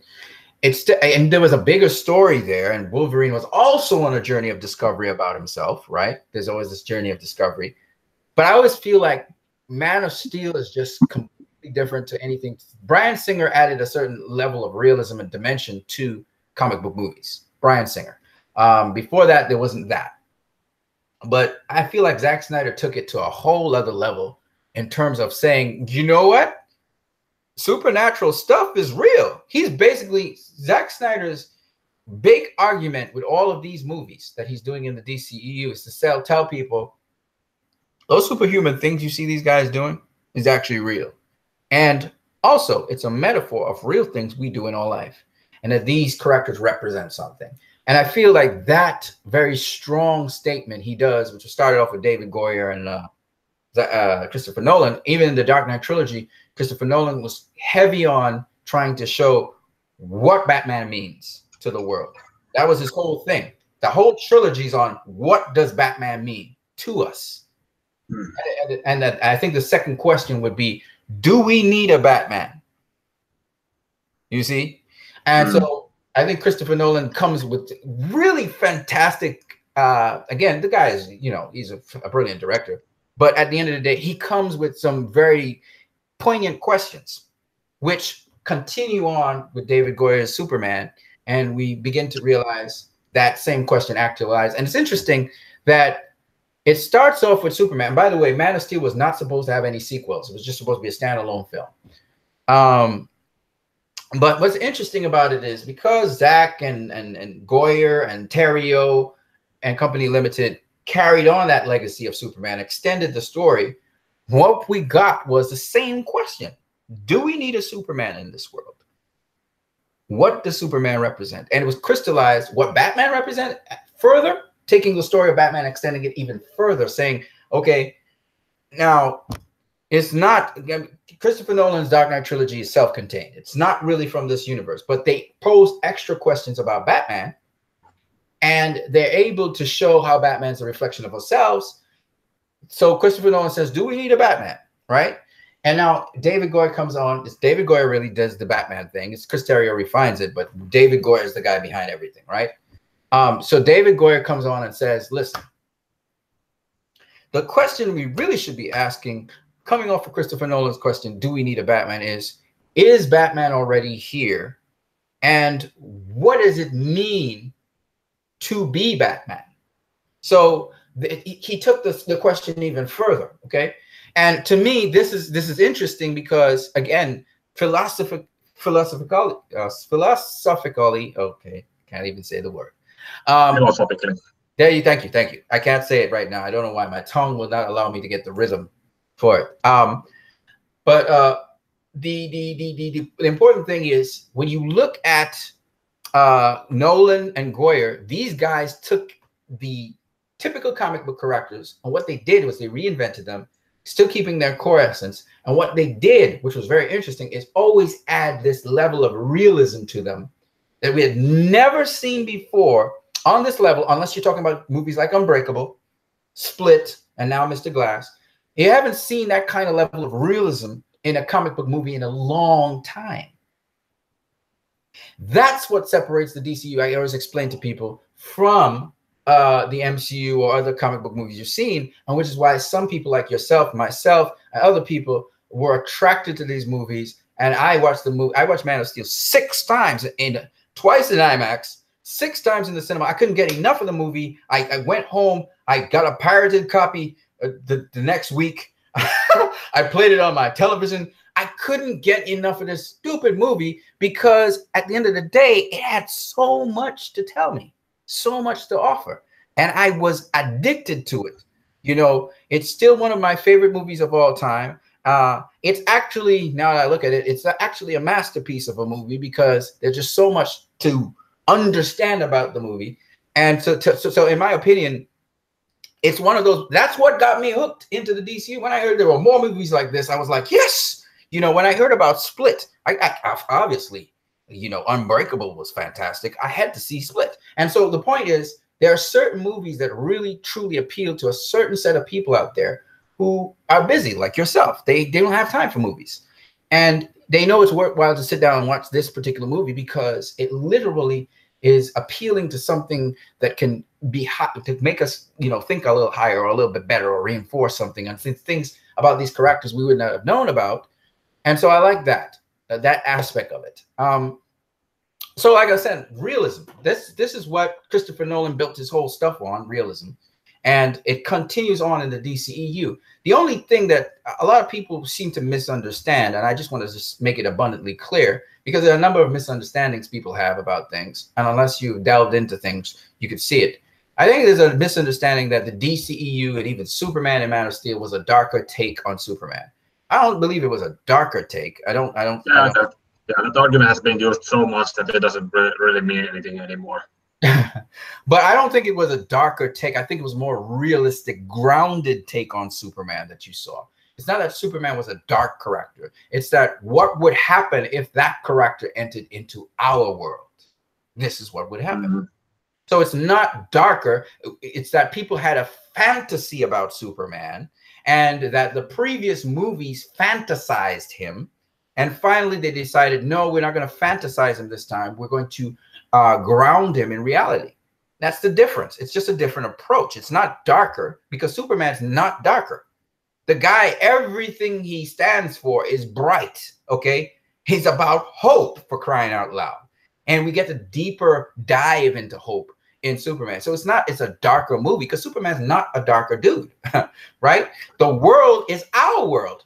And guess what? Reality check, our world ain't bright, fluffy, and you know, there's this little, you know, everybody's smiling and happy. It's not like that, right? So it's realism says there's happiness in this world, but there's also seriousness in this world, and there's also dark things that happen in this world. There's a blend of that. And if you have a Kryptonian ruler, you know, it's nice to talk about kneel before Zod, right? It's nice to talk about that. It's sexy, right? But at the end of the day, no ruler is going to come down to earth and say, kneel before Zod. Nobody's going to do that. They're just going to do it. They're going to make you kneel. They're not going to waste time telling you that. You know what I'm saying? They're not going to waste time on that. You know, and when you look at General Zod's approach to things and being a military guy, which is what he was, he actually implemented a military practical strategy. He didn't waste time trying to interface with Clark and trying to find him. When he realized that you just have to find Clark's buddy and rip that codex from him, he just proceeded with the plan A that he was doing. He just started terraforming the earth. He didn't waste time, right? Why waste time? You know, kneel before me, Clark. It said, come on, get out of here, right? Yeah. So again, to me, something like Colin Salmon's version of Zod in Krypton. It was exactly that version. It wasn't. It's maybe I don't know how you actually when you said something about it that you didn't like the part where you said it, but I think it was probably somewhat better than it could have been when it was saved as the last thing he said as the finishing of his speech. Absolutely. I understand what you're saying. I absolutely agree with it. I didn't like it. I felt it was clunky, my personal opinion. But that obviously had much more meaning. And again, it's a nice callback to Superman 2. Okay. Of course, I understand what you're saying. I absolutely agree with you. It has a hell of a lot more meaning than what happened in Superman 2. But what I'm saying is that I didn't like it for a number of reasons. One is I didn't like that he was the guy leading, like his mother's there, like the other guy's there. There are other people there. And of course, he's the alpha guy. He was going to be the guy that's going to lead. But the point is, I found that it wasn't resolved how these other people had a play in that. I also thought that, in my personal opinion, the way how the Phantom Zone thing went off, where he is able to destroy the projector. I'm thinking, if you're going to destroy the projector, you might as well kill Kal-El's grandfather, right? Val-El. The reason being, if you don't kill Val-El, Val-El's got all the brain power. He just leaves Val-El there to make back the Phantom projector. You get what I'm saying? You understand what I'm saying, right? And he doesn't even monitor Val-El. Like, he's got no guards, nothing there. He just leaves Val-El there and just goes and rules. It doesn't make, to me, it just clunky. And then after that, now they're saying, the sign that you once knew is no more. Superman sign is gone. And they have Zod's sign there. And I get it. It makes sense. It's just that for somebody looking forward to the next season, you still want the symbol to be there to understand why, how the Soups still become the future. That's all I'm saying. I know that they're going to come back to Superman. I know. And they're trying to just kind of leave you on a cliffhanger.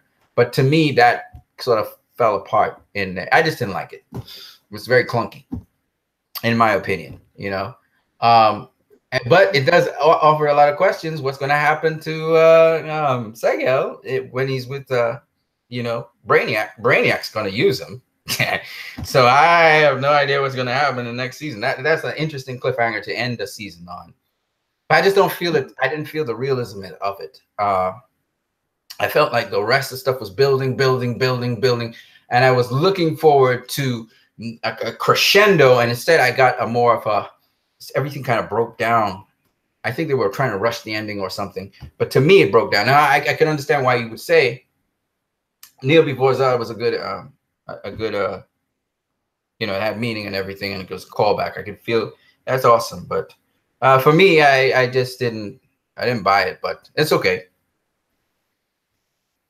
Yeah. Are you there? Yes. Okay. I'm here.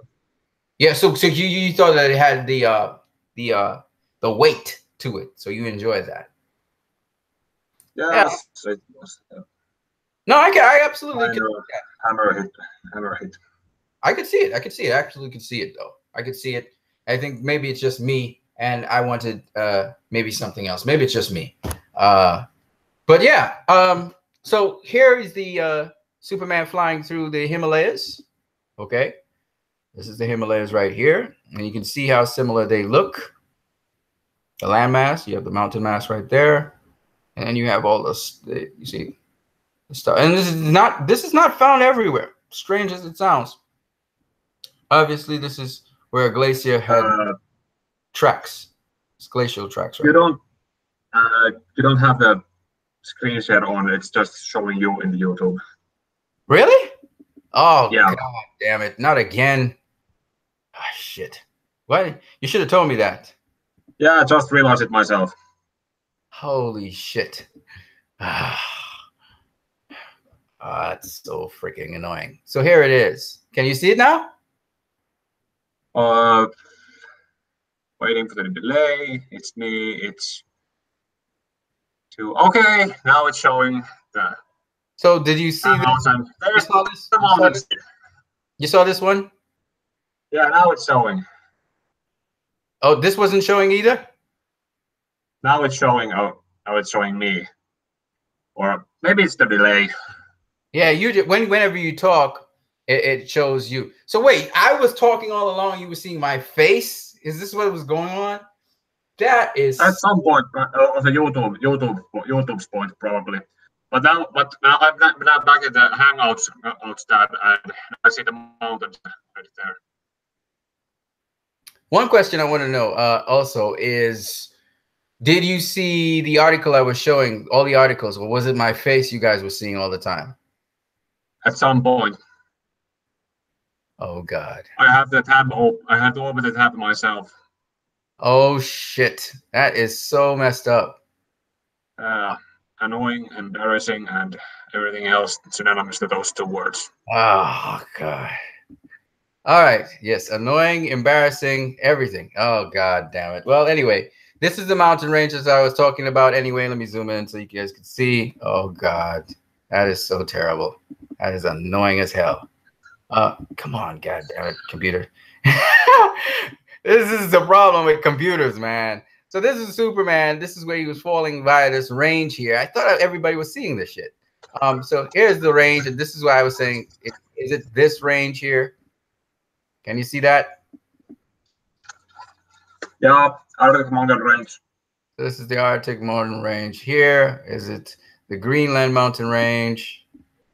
This is what I was showing you guys. Oh God, that's so fucking. All right, and then you have the Alps. This is the Alps here, and I was saying that it's more like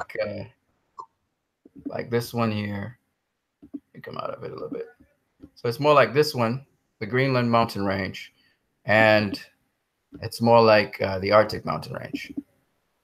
Okay. Oh God, that's just so bad. I was trying to show you guys. That's why the whole point behind this stupid video.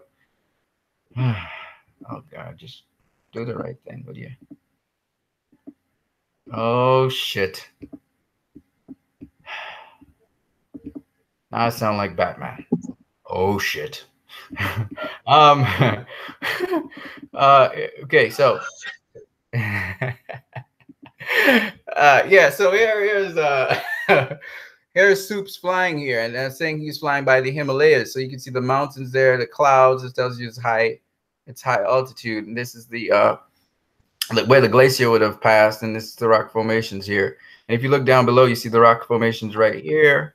Here's the mountainside. Here's where the glaciers pass by, and cloud formation. So that's what I was trying to show you. Was the Himalayas that we were talking about. I didn't know you guys were watching my mug all the time. Here I am watching the thing, and you guys are watching me. So funny.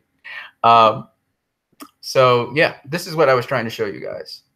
Actually, let's see the rock formation here. Now they are with glaciers, you do get some rock formations on the side, but I was just saying that with the other places where I saw glaciers and stuff, it wasn't bare like this, you know. And that's probably because this is such high altitude that when the ice leaves, it's not made back at the same time or the same speed, you know.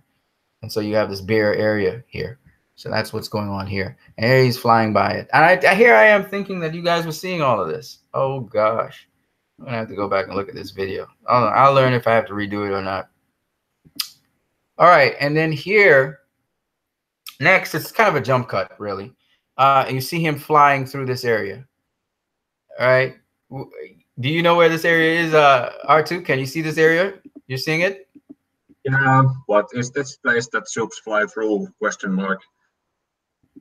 That's what says there. This place here? You see it? Yes. What is this place that soups flew through? Yeah. And you know, it's so cool to watch this shit. Looks somewhere. Looks like an African. Yes. Right. And if you go and actually watch it, you can actually watch it on 4K. And there's a place on YouTube. It's called Film Box. Type in Film Box, Man of Steel 4K, and you'll find the flight of Superman. And you get to watch it because I couldn't really show you all the really good details in here, but I'll try. So what you're seeing here is some animal scattering, right? Superman actually flies in between them. And these kinds of animals and even the plant life here tells us exactly where this is. Literally gives us the exact place where this is. And that is so cool because I realized these people really did some homework, man. They did some serious homework, okay? And that's the kind of level of detail that Zack Snyder brings to his films anyway. But so let me zoom in a little bit more here. You're not going to see it really well. But this is a different kind of animal to these here. And when he was just coming down, if you want to go and watch it on YouTube even now or whatever, you'll see that the animals that were there, they were these animals. Okay? And they literally are the animals that that are found in that area. Giraffes, and this is called a games buck or gems buck, also known as onyx. And then we have zebras, and literally you saw a herd of zebras scatter, two herds of zebras scatter actually, and one herd of gems buck, and then you saw some giraffes as he was coming down the side there. All right. So let me tell you where this place is. The place that he actually went to. This is the actual place I'm showing you now. This could have been a fusion of CG and an actual place. Okay. But the actual place he went to is this place right here. Okay. And the reason I know this is because I'm looking at also the plant life here. And this plant is different to, say, this little tree here. And so, and the grass is different. And so, and if you look at the mountainsides, they're kind of bare. They have little grass on them, but they don't have forest on them, like trees, big trees. And the same thing here. The mountainside here is kind of bare as well. So this place, which you can see is a series of mountain ranges here, is known as Etosha National Park in Namibia, Africa. It's very near to South Africa. It's in the southern end of Africa. Okay. That's exactly where they took it from. And the fauna and flora in Etosha National Park are these guys. Okay. So this is the fauna, right? You also have elephants and hippos and crocodiles. And this is a water hole here I pulled from. But what's interesting is that, you know, and you also have, what do you call those things? They look like deer, but they're not deer. Antelope. You have antelope and that kind of stuff, right? But interestingly, you saw this kind of tree here, up here. You look carefully here, you'll see a number of them. There's one here, there's one there, there's one there, there's one there, right? You also see these little shrubs here. And these little shrub-like things, they look like this here. It's a shrub-like tree that branches very low, right? And then you see the grass, and the grass looks like this, right? You can see the tufts of grass right there. And in this cross really fast, you see this kind of grass. And that's out of the level of detail they went into in this movie. That's what I'm trying to tell you. And so in Etosha National Park, yes, we see giraffes and gem bucks and zebras, but we also see the gum acacia tree. And the gum acacia tree, that's where you get your gum and rubber from. That's it right there. That's what a gum acacia tree looks like. Okay. And you also see the grass. The grass that you see here is, it's known as Q grass. Q grass. There's a lot of it. It's kind of brown. And then this tree here is another acacia. And this acacia is known as the Brandenburg acacia. Okay. It's a little shrub. It's more of a shrub-like tree. It's not a big grown tree. It doesn't grow very tall. And it's kind of shrub-like. So that's what you're seeing here. That's the level of detail. These are just common things. They also have scorpions up in the mountains and stuff, but I won't talk about that because you can't see it. But at the end of the day, these are the shrub-like Brandenburg acacias, and this here is the gum acacia. These are all gum acacias here. And then you have, of course, if you look at, you know, there's the giraffes back here, but you can't see zebras here, the two sets of herds of zebras, and then you have the onyx or gems buck that's running away there. And there's Superman flying off to the side. So I just thought, you know, it's just the level of detail that these guys go through in this massive scale movie, instead of having a fantasy world, a make-believe world, and then fitting Superman into that. I mean, it's just way more detailed than Bryan Singer or Richard Donner or all these other guys did, you know, and that's what I appreciate about this movie. This is I'm talking about a large scale movie that covers many different locations all over the world, and they're still able to get that kind of detail in that small space of time when Superman's flying. He's literally flying over Etosha National Park, Namibia, Africa. Like, that's sick. Okay. So, you know, that's the kind of thing I'm talking about. And that's what makes it so real. The attention to detail is what makes this movie feel so real. That's why I said it's a masterpiece of a film. And remember, some of this stuff is sort of it's the real Etosha National Park you're looking at, and it's some of it is also a combine of CG. Of course, Superman flying here is a combination of literal Henry Cavill flying and his CG doppelganger. So it's a fusion of CG and live. That's what you're getting. That's why it felt so very real. And then the way how Zack Snyder decided to use his camera, and literally they would go out there and shoot an actual scene with the camera, and then they would go and use the CG render and also emulate that. So there's two sets of things they were doing, and it's a fusion of both, which is what makes it feel so very real. You understand? And that's the kind of craziness they were doing. That's why even with Patty Jenkins, with I forgot what they're called, with the place off of Italy there, they mixed fused CGI with real stuff. And that's what hyperrealism does. It tricks you into believing the things you're watching are real, not fake. And that's the key behind it, is to get that. Whereas Bryan Singer and these guys, they actually had green screen and green screen alone. And that's why when people say, you know, all of these films, Batman v Superman stuff is just shot on green screen, I laugh, because it's like, you can't tell what's green screen and what is real. You think you know, but you don't. You know, you could tell in certain aspects of Justice League, right? But generally speaking, with Zack Snyder, man, this dude, when it comes to action and stuff, he literally knows how to sort of, you look at Owls of Gahoo, it's an animated film, but it so simulates realism. You feel like these owls are flying through the air. You know what I'm saying? And you feel like it's an actual sort of almost like a cockfight. When they're fighting one another, you feel like it's an actual fight going on with their talons. And that's because Zack can simulate reality in his animated films. He's really good at doing that, even though he can also do fantasy and just go on the wacko end of scale and just do this crazy, you know, fantastical kind of crazy shit. He can do that too, okay? So, but he's gifted in that he knows, he understands the laws. And that's why Owls of Gahoo was also, I think, an experiment for what he can do with Man of Steel, because Man of Steel was his most realistic film to date. Of course, Batman v Superman is also very realistic and actually much more of our world, of politics and all that stuff that's involved in it.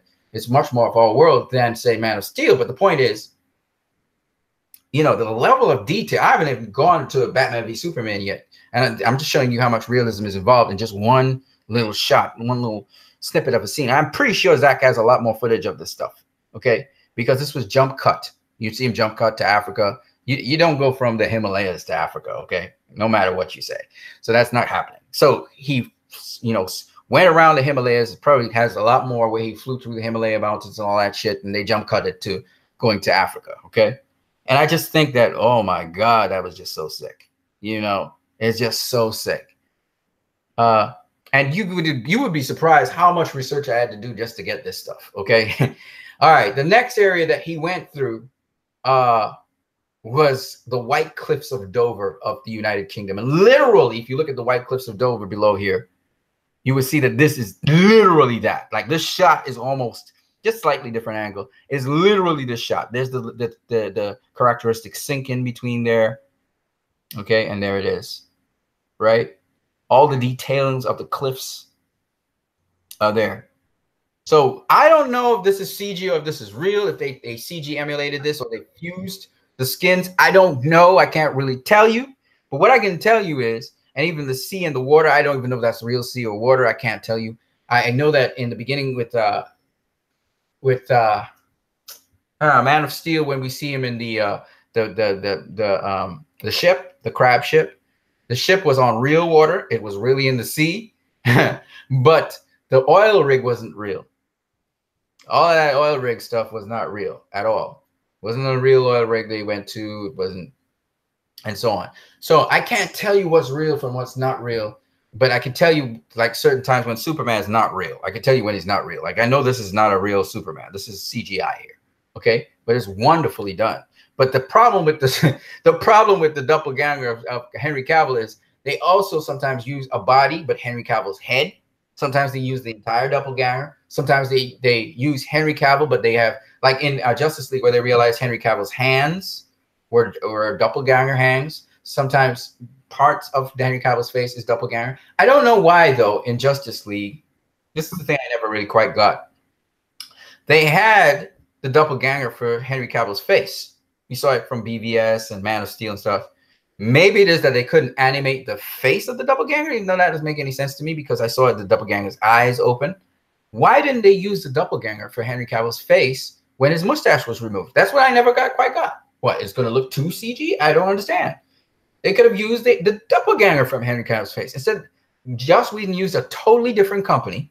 It was a totally different company that did the CG for Henry Cavill's face, and it did not look good compared to the quality of stuff that they did before. So I was thinking to myself, why didn't you just go with the blueprint that was there and let the people who worked on Henry Cavill all the way through his thing handle that project? It never made sense to me, unless it's just dollars and cents. Whedon wants to hire the people that's closest to him. I don't understand. Yeah, anyway, I don't understand it. It makes somewhat no sense to me. Maybe it's that they had we're going to have arguments and disputes over what the direction Joss Whedon wanted to go. Maybe it's that, and he wanted to work with people closest to him who would embrace his idea and what he wanted to do. Maybe it's that. Or maybe it's that Joss Whedon was not capable of learning this new technology and telling them, this is what I want you to do. Oh, I don't know. But at the end of the day, there's the technology there. The doppelganger was there. So I didn't get it.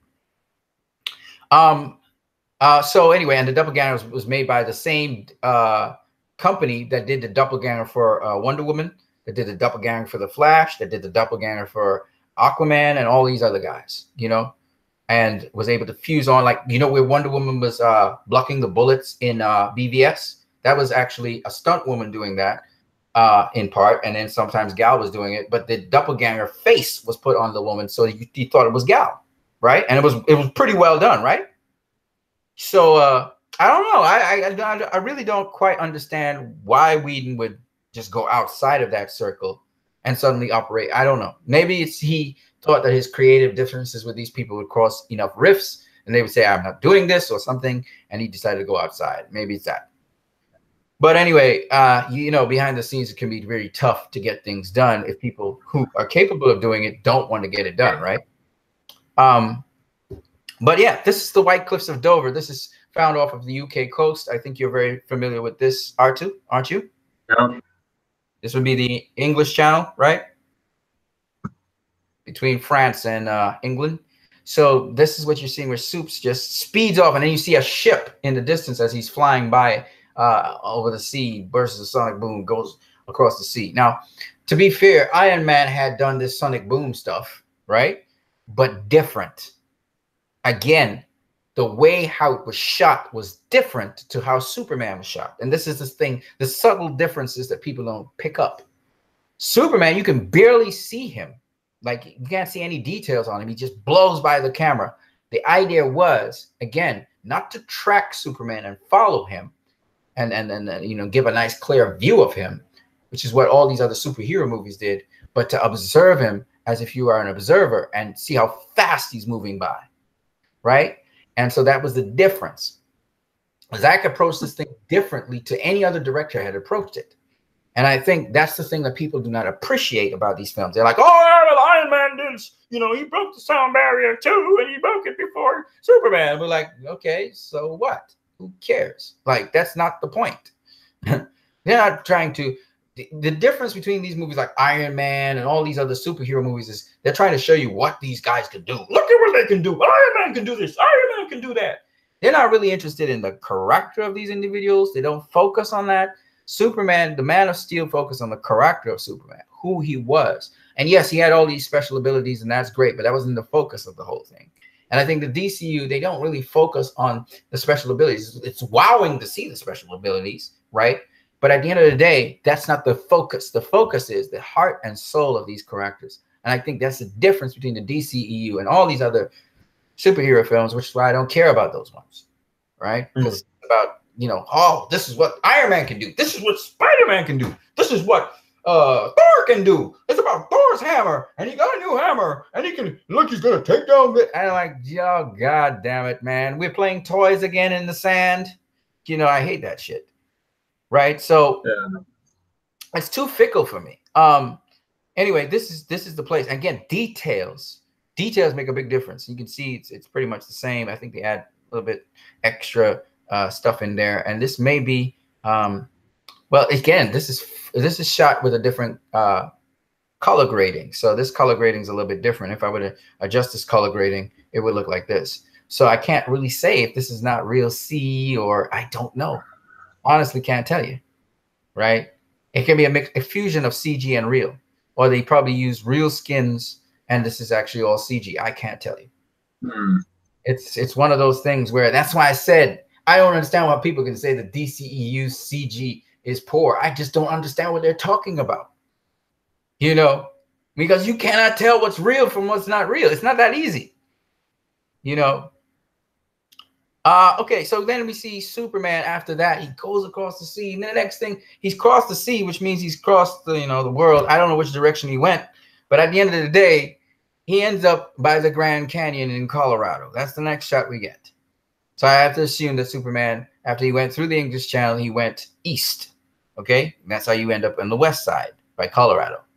And there's probably a lot of shots and details left out. It's a jump cut. And we see him flying through the Grand Canyon. And we can tell it's the Grand Canyon because of the landmarks. And here is a similar landmark. This is a slightly different angle, but he's actually coming around here like that. That's what's happening. This is the little, oh, God damn it. Yes, this is the little gutted thing you're seeing here. It's just a slightly different angle. I wanted you guys to see that it's actually from the Grand Canyon. It just blows my mind. So this is the Grand Canyon here, and he was coming out somewhere around there. All right, and you can see how massive the Grand Canyon is. And there are some other features that are unique to the Grand Canyon, like these little island thingies here that you can go around. And you saw that, and sometimes it's a little, you see this little arch here? See that little arch down there? I don't know if you can see it. Let me zoom in. You guys can see this. That's pretty clear. All right, so there's a little arch back here. That looks like a shadow, actually, but I think it's an arch.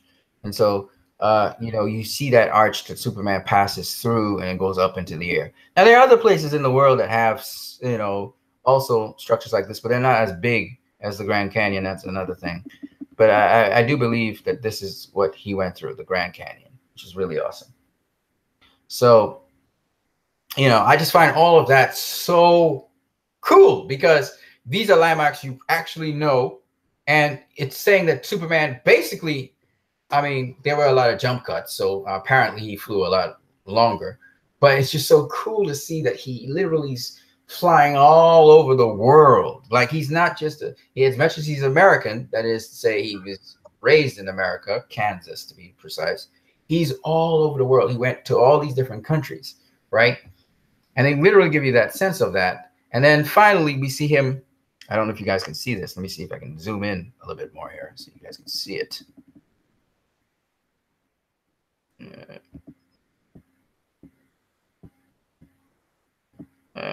Okay, that should be good enough. So now I think you can see it. I don't know if you can. But if you look here, you're going to see a little dot right here. I don't know how clear this image is. Let me zoom in a little bit more. Okay, that little dot here is Superman. He's coming up from below here. He came up this way, and he's going up into the sky, and we see him. And this is the shot, we would say this is the Christopher Reeves equivalent shot, or the Richard Donner equivalent shot of Superman coming up into space, right? So I asked the question, where is Superman coming up from here? Well, they actually, you know what's so cool? I was able to do some research and find out exactly where he's coming from here as he's going up into the sky. Let me see if you can hazard a guess first, R2. Where do you think he's coming up from? I don't think you'll know it, but to try anyway. Where do you think here is?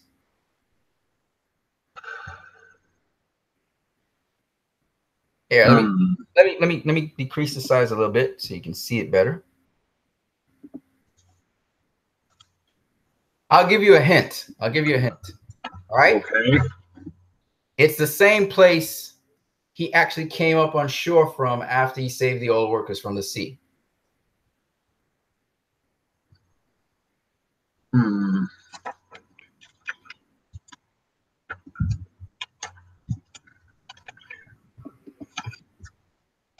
I'll show you from a map. I'll show you from Google Maps where exactly it is. Okay. You remember the place? Okay. What country was that place found in? trying to remember that also myself, looking through this thing. Half and go ahead, somewhere over there. you know the place. Put it down in the chat section. Let me see what you guys are saying in the chat section here. Woo! A whole bunch of people here. Damien, yes, I see the globe right there. You go ahead, try and figure out where it is. Damien Anton Vincent says, hi, everyone. Nimish PK says, hello there. Again, Marcel Music says, hi. Damien Anton Vincent says, I watched Infinity War yesterday. It was garbage. Ragnarok made more sense. Yeah, that's what I was trying to tell you, man. You and me see eye to eye with that. You're from Trinidad too, right? Yeah, Ragnarok. Man, dude, and Ragnarok didn't make much sense, right? But at least it talked about Thor, and he was more than just his hammer. Let's put it that way. His powers contain, sort of he focused his powers through his hammer, but he had that power all along. So at least he had something there. But I mean, come on, Infinity War, come on. I mean, they focused everything on Thanos. Like they were trying to make Thanos the center of everything, and they left nothing for the rest of the. I mean, come on, man. Yeah, bro, I agree with you, David. You saw where he's coming up from? Maybe don't use Google Maps. Maybe just go and check out where Superman landed on when he was saved from the sea by Aquaman. Find out where he came up on shore, and that'll tell you the answer. Okay, it wasn't really shown. It was somewhere north.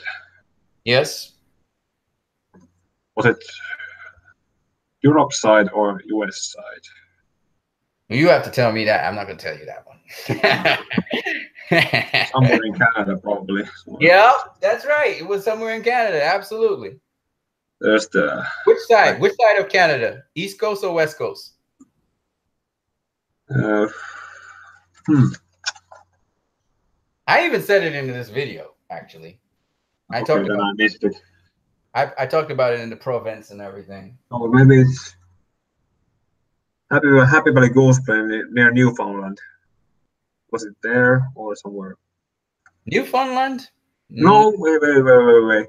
Greenland. No, not Greenland either. Yeah, Greenland. Somewhere between the Labrador Sea. Huh? Labrador Sea, Hudson Bay. No, those are East Coast things. It was somewhere on the West Coast. He landed on the West Coast of Canada. I'm trying to match what I have here and that. Look West Coast. I am somewhere. That's Vancouver. There's Alaska. Vancouver. Yep, that's it. Vancouver Island. That's where he landed. That's where he came from. So guess what? At the end of this thing, he's coming up from Vancouver Island. This is actually Vancouver Island right here. That's actually Vancouver Island. I'll show you it right here. Let me move across here. This is Google Maps. And I actually simulated the same sort of angle and everything so you guys could see it. And this is called Vancouver Island right here. The clouds kind of cover part of it. This is the end of it, which is near to San Juan Island. And I'll show you that that's that. You can see it right here. This is San Juan Island right here. And covered by clouds is Vancouver Island, which you're seeing right there. And let me show you right here. I'll let you see it by zooming out a little bit so you can see it there. So you can see this is the same formation here. This is San Juan Island right here. This is Vancouver Island going back that way. It's from Google Maps. This is an actual satellite photograph that I've manipulated so that I can actually get, there's a feature on Google Maps which is called 3D. And you can actually take the look of something that's seen from space, and you can actually adjust the way how it looks so that this is it here. And you can see this is Vancouver Island here. This is in British Columbia. That's the province. And he landed in British Columbia, and the first place he landed on was Vancouver Island. Ellesmere Island is way over on the other side of Canada. Okay, So where he went to the bar, it was in Vancouver Island. It was actually, it was called, I forgot the name of the bar. And it actually was a literal bar that existed there. It closed recently and then got burned down recently. But yeah. So Vancouver Island, okay? Literally, this is the actual place he's coming up from. Okay, and this here is part of Seattle, I think. Part of Washington State here. This is part of America here. And it's Vancouver, and you know, the line, I think the line for Canada and the States goes through that thing there. So I just thought that was really cool. And so yes, Soups emerges from British Columbia province where he washed up on shore. Specifically, he came up from Vancouver Island seen below. So that's him here. That's a little speck of Soups right there, and he's coming up from Vancouver Island. So where he began his journey after landing from getting washed up on shore is where he basically takes to the skies again, which is pretty cool.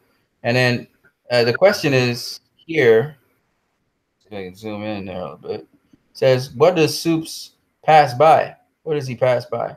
Well, he's passing by a satellite. Zack Snyder talked about it, how an onboard satellite camera tracks Superman as he exited the stratosphere into the mesosphere. So he's out of the human stratosphere, which is the higher part of the middle part of the atmosphere, and he's now in the mesosphere, which is in space, basically. And he happens to pass by a satellite, which is orbiting the Earth. And that satellite, I wish they had shown a piece of the satellite. You guys could have seen that, but it's all good. And it basically tries to track Superman. He's moving so fast, he just kind of blows by the satellite like a blur. And he re-enters the stratosphere towards what we know to be Kansas in America. So when he starts to drop down, he's dropping down into Kansas. He's going, this is middle America here. You can't really see. This is not sea necessarily. This is just the atmosphere. But you can see pieces of landmass there. And this is really basically the United States of America you're looking at, because he's heading south, right? And he starts to drop down. You hear the sonic boom, and he's dropping down. And of course, the next thing we see is him in Kansas coming home to he's in Kansas, and you see him by the gravesite of his father, right? Watching his father. And that makes sense that he would go to his father's gravesite, because his father's the one that sent him on the mission, right? For self-discovery. So it's not surprising that he goes back to Jonathan Kent's grave. And interestingly enough, he doesn't go home to his mom. He goes to his father first, who's dead. And it's interesting that Lois Lane, in her search for Superman, she ends up finding him there before he goes home. So that's where he goes. And I find this all so very interesting, how real that whole visual sequence that you saw, that I have a lot of discussion, it was literally grounded. It's literally grounded on things. It's not, there's no fiction involved. You understand what I'm saying? That's the realism I'm talking about. There's no fiction really involved. Yeah, that's real. Cinema Sins has made a lot of other movie videos where they have pointed out that how some location transition to another location wouldn't logically make sense. Yet right. Here they really went into detail, and the fact went unnoticed. Exactly. Although it is clear that that all the work you did to make point it out. Some people are looking at these things as much as you are, how we all are. Right, and that's why I try to point these things out so people could see just how much detail is going on. You know, when Richard Donner did the San Francisco Bridge, for instance, where the bus crashes on the San Francisco Bridge, it's a rig. It's a rig setup, right? We know it's a set stage. It's a stage setup of the San Francisco Bridge. It's not the actual San Francisco Bridge to start with. It's a set design where you have these miniatures, right? It's not there were cars that crashed and stuff, but it's a set design where the set breaks up in different pieces, and then you see a miniature where you have these miniatures crashing on the sides of the set design. Okay. That's not the case when the bus crashes into the side of the place. It's an actual location, and that's the difference. You see, Zach's application to things is literal, whereas most filmmakers go fantasy. Even Tim Burton, the entire Gotham City and the entire story of Gotham is an entire set, right? For Batman 1989. Then Batman 92, set design. So it's a lot of set design. The Matrix was a lot of set. Did the opposite of that. And he went to real, for all his movies, he went to real locations, even if he's rebuilding something, he's really rebuilding something that's already existing there. Because Zach was all about making our world real. Kind of like what Christopher Nolan's approach was. Zach's approach was the same. And so this level, that's why I say Zack Snyder's movies have a lot of detail in them. And that detail is what drives the realism in his movies. Makes you feel like this thing is real. Up to this day, as much as people talk about Batman v Superman as a terrible movie, blah, blah, blah, blah, blah, blah, blah, blah. No one can deny, as much as a lot of people say, oh, Zack was stylized and Batman v Superman didn't feel, it wasn't realistic. But you know what? Most people are in what we call denial. Because the movie hit them so hard. It was so reflective of our world that to this day, people are reacting to that movie viscerally because they're reacting to real things that happen in our world viscerally right now. That's how good that movie was. It showed up the nature of people. And so I have some more stuff to show you guys, but I'm taking my time to do it. So this video is taking a little while. But the point is, it has already gone over 2 hours. Yeah, I know. But I wanted to take the time to do this because I want people out there to appreciate the kind of level of movie that you were actually watching. I think a lot of people underappreciate what happened. A lot of people are all about my taste, my satisfaction. It's almost like somebody who is a taste tester and they're a glutton and they just kind of eat things and they're like, oh, this doesn't taste good to me. That's not always what entertainment is about. Entertainment is supposed to, at the same time, give you some nutrition. You know what I'm saying? A nutritional value. And these other shad fly-by-night movies like, now I'm not going to call names because I just don't want to focus on that. But the other superhero movies pale in comparison. And remember, most times people don't take superhero movies that seriously. And the other thing about it is, you know, that people's view of superhero movies, my view of superhero movies was, okay, yeah, that's fancy, special effects. I want to see what's happening. Yeah, that was my view of superhero movies before Man of Steel. Okay, that was it. And I was in research. I was a busy guy. I didn't have time for that shit. So when finally someone comes with something more than that, grounded in our world, obviously it got my attention. That's why I've never seen any movie in a theater so many times until Man of Steel. And then after that, I've seen, you know, Batman v Superman 10 times. I've seen Justice League 10 times. You know, again, Zack Snyder got me to watch these movies more than any other movie. Wonder Woman, I only saw 3 times. Suicide Squad, I saw twice. You know, so any other movie you're talking about, the comic book movie, I only need to see it like once. Zack Snyder's films, I have respect for this dude. I hope he makes more comic book movies or whatever the next movie he makes, I'm in. Because I know this guy takes the time to really look at these things. And the more you look at his movies is the more you see for you. And the guy, he's all about empowerment. Every single movie he's done is an empowerment film. The zombie film he did was an empowerment film. Think about what I'm saying. The 300 film was all about this small group of people who were underdogs. They were not supposed to win, and yet they won. Empowerment film. Sucker Punch is an empowerment film. This woman is oppressed. You know, she has to go to a certain place in her mind to win this battle. She eventually wins out. And it's all about choice, right? She can choose to win out or not. You have the power. It's an empowerment film. You look at Man of Steel. It's an empowerment film. A guy coming into his own, finding out who he is in the world, what his place is in the world, figuring out if he can actually deal with it when this responsibility is thrust upon him. He didn't choose to act at that point in time. General Zod came to Earth and forced him to have to step out of the shadows.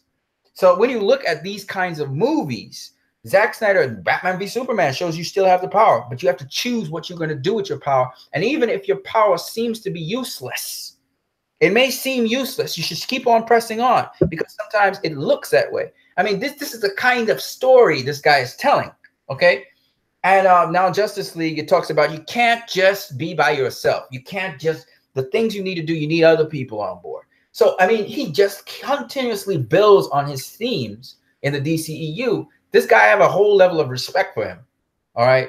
Because I'm not into hero worship, Jack. Obviously, Zack Snyder's not into hero worship. He you know, straight up shows you by taking the very heroes that you guys admire and showing that they have flaws. Okay, Batman in Batman v Superman was flawed. Okay, very strict, terribly flawed. He was on the verge of moral bankruptcy, right? So and he's saying, look, even this ideology, you know, if you're going down this road with this ideology without a check and balance, without love in your heart, if you have hate, some sort of virtue or value fueling you, revenge, rage, which is what Alfred was talking about with him, then these values will not work for you. You have to have them coupled with other values. And I think this is the sort of stuff that we need in cinema. You know what I'm saying? It's powerful, it's potent. And that's why I respect Batman v Superman. You know, I enjoyed it. I enjoyed it in the theaters. I enjoyed the theatrical cut. I told you, I want to see it 10 times. The ultimate cut's what I have. But the theatrical cut is incredible. All right? Still breaking it down to this day. And my point being, you don't just step in and watch a Zack Snyder film. You got to understand the guy has something he's trying to say. He really is trying to say something to you guys. And I think it's worth it. He's not just your usual blockbuster, high budget, high end kind of filmmaker. The guy really has something to say. And every single movie he's made has been a movie where he has something to say. And people have bashed him in Hollywood. I'll tell you why they bash him. They bash him because they know how dangerous he is. They know that what he's speaking is something that's about humanity. He doesn't give a damn about Democrat, Republican, and all the stupid politics out there. He is about humanity, and he takes it and he goes with an unpopular view, which is Christian. He looks at it from a Christian lens, even though he may not be a Christian. He has a Christian background. He looks at it from a Christian lens, and it's crazy how that's unpopular. That's unpopular in the world today, to come out and straight and link this thing up with, you know, and I find that to be something that is, I think a lot of people appreciate Zack Snyder's films, understand that. We don't put him up on a pedestal and say he's, oh, Lord God and Savior Zack Snyder. I will never do that shit, okay? Never. The guy doesn't even want me to do that shit to him, all right? And he may even have his issues. He may even behave like an asshole at times. Like this guy who did The Passion, Mel Gibson. He behaves like an asshole at times. But I separate that from his work, what he tried to do, what he strives to do, his filmmaking. And so my point is, the films that these guys have put out are worth your time to watch and dissect and discuss. I always tell people, you know, I prefer a movie which challenges me and I may feel uncomfortable in, but at the end of the day, I discuss it and we come to an understanding of something better for ourselves than a movie which just satisfies my superficial lust and desire to be entertained. I'm not into that shit, you know? So like I said, I find that, you know, that's the thing that I like about his movies. All right. And I really like the guy because I was a devout Christian. I wasn't watching television or nothing. And I was putting out my gospel stuff. This was a gospel channel. And this dude reached me. Okay. This dude reached me, man. And I was like, yes, that's what people need to see. Oh my God. And I was like, you know, that got me because he had a totally different way of approaching the very same topics I was talking about. And it coincided. I was like, gosh darn it. And that's what got me into watching. I still don't read a whole set of comic books. You know, I'm more interested in DCEU. I know a couple things about comic book lore. I read comic books before, but this thing forced me to start reading comic books because I saw now something deeper that can be translated. And I still don't believe in hero worship and, you know, just that kind of crap. But at the end of the day, it got me to appreciate why people like comic books, why people delve into comic book lore. While you would write all these science fiction crossover fantasy stuff, it made me appreciate that, you know, and not bash it, you know, because before I was like, this is a waste of time. It's just a pile of shit. And now I'm like, you know what? I actually want to look at these things now. you know, and even the MCU. I want to, you know, observe different aspects of the thing and maybe vocalize much more clearly what makes a character work, what makes a character not work, why certain characters go over time, why certain characters were big blockbusters and stuff like that. So, anyways, I know I'm doing a lot of talking. I know you're not doing a lot of talking. R2, please, my brother.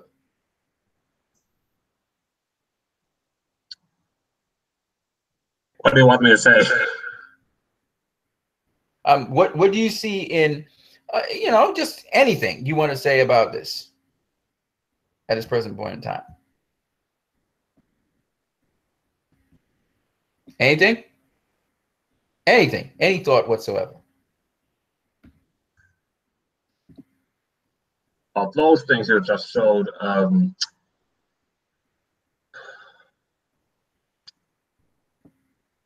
me come out of this. That's the question that kills all the questions. But the Comic-Con is coming now in July. I think we should get some news maybe regarding it. And these things that you just showed, yeah, they were buried deep beneath the surface, and they are interesting facts. Yeah, Comic-Con's coming right around the corner. You know, weeks or something. We know there are upcoming DCEU movies like we have Aquaman that's coming out with James Wan. We have Wonder Woman 84. Right. And then also for Comic-Con, they may talk about DC's universe on their streaming. So yeah, they have actually done a really great work in doing Brenton. What was his surname? That guy who was supposed to play Robin in the Titans show. Right. In Titans, that's right. So they're going to have Doom Patrol, Titans. They're going to have, I think it's another one that we talked about. I can't remember which one. I think not Green Lanterns. I heard that Jeff Johnson. Swamp Thing, yes. Woo, Swamp Thing, man. It's a long time since we got a Swamp Thing depiction in live action. We had that back in the 90s. Is the 80s? Swamp Thing was it? 80s, 90s, somewhere between that period. I think there was a television series of Swamp Thing, which is in the 90s, I think it was. Something. It was good. It was good. It was good for the time. I have to go back and look at the television. I think that became very popular because of how Swamp Thing behaved. And again, Swamp Thing was kind of like Beauty and the Beast. It was kind of horrific. It was kind of scary. Swamp Thing could go any which way. We weren't too sure if he would be the hero, if he would be the villain. You know, I liked that, how they did that take back in the day. Beauty and the Beast, the old Beauty and the Beast that was on television, was again another take in which the Beast, you know, he could kill people. He literally could be bad, you know, and Beauty kind of kept him in line. So, I mean, it's that kind of thing. We haven't had much of that, you know what I mean? Krypton kind of also makes us kind of think differently about different characters. And there was some you know, the first Swamp Thing story that I read was in a reprint of a Brave and the Bold issue with Batman. It was something about the Swamp Thing. At the time, Swamp Thing couldn't vocally communicate with with humans or other people. So, while he was follow one of the people responsible for the accident that happened to Alec Holland. Right. He was supposedly he was so opposed by Batman, who Batman saw him, who was told that he was Swamp Thing is a monster, and because Swamp Thing couldn't talk to him like he is able to do in the modern comic stories he appears in. It was that kind of a misunderstanding behind him versus also. Yes. It was pretty much similar to how Batman v Superman, the Swamp Thing didn't want to fight, and Batman was the one who kept coming at him all the time. See, there you go. So Batman has been consistent to the comics. We've seen it a number of times. We've seen him go at he's going at people in Death in the Family. You see him go at people in The Dark Knight. It was somewhere a time in the 80s, probably. Yes. Or late 70s. There was a Like, Swamp Thing. There was a Swamp Thing television series. Do you know that? Off of a Swamp Thing movie. You should check that one out as well. Yeah, you're going to get the book. Cool, man. You're really a comic book. It's in black and white, unfortunately. Neil Adams cover. Feed will come back. It's somewhere. You have a Pikachu for a hat. Yeah. I just noticed that. I'm like, what? From the new name, from the name I got. Cool, that's cool, dude. Yeah, man. You guys can continue talking in the chat section if you guys are around. Here's it's in black and white, but there's Swamp Thing. There you go. There you go. Man, you really keep abreast with the comics, man. I love that. So I'm not like that in the comics at all. I'm not so deep into it. I'm going to try and get into, because I started reading some comics and man, some of the comics are deep, man, where they talk about, how humanity sees these heroes and stuff like that. So, I really want to delve more into comic books, but I have to find the time to do so. This is probably the longest I've spent, a couple hours. It's 1:26 p.m. where I am. I have to go and work. I was supposed to have done some studio work for a guy. I didn't do it yet. So we'll see how that goes. But yes, continue. Yeah, then here's the confrontation. And immediately attacks. You can see there's something that Swamp Thing's thinking about. Let me read some of it. Oh, sorry, this is in Finnish. So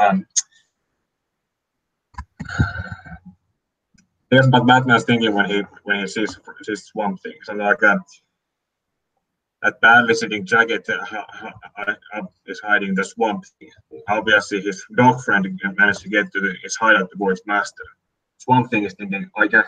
It didn't take long to get this address. And here the first words that Batman tells Swamp Thing. Okay, ugly. Surrender in favor, and no one gets hurt. And doesn't even give him time to surrender when he's already starts attacking, punching, kicking. Pretty much all Swamp Thing does is hold back, and then pushes Batman to the ground.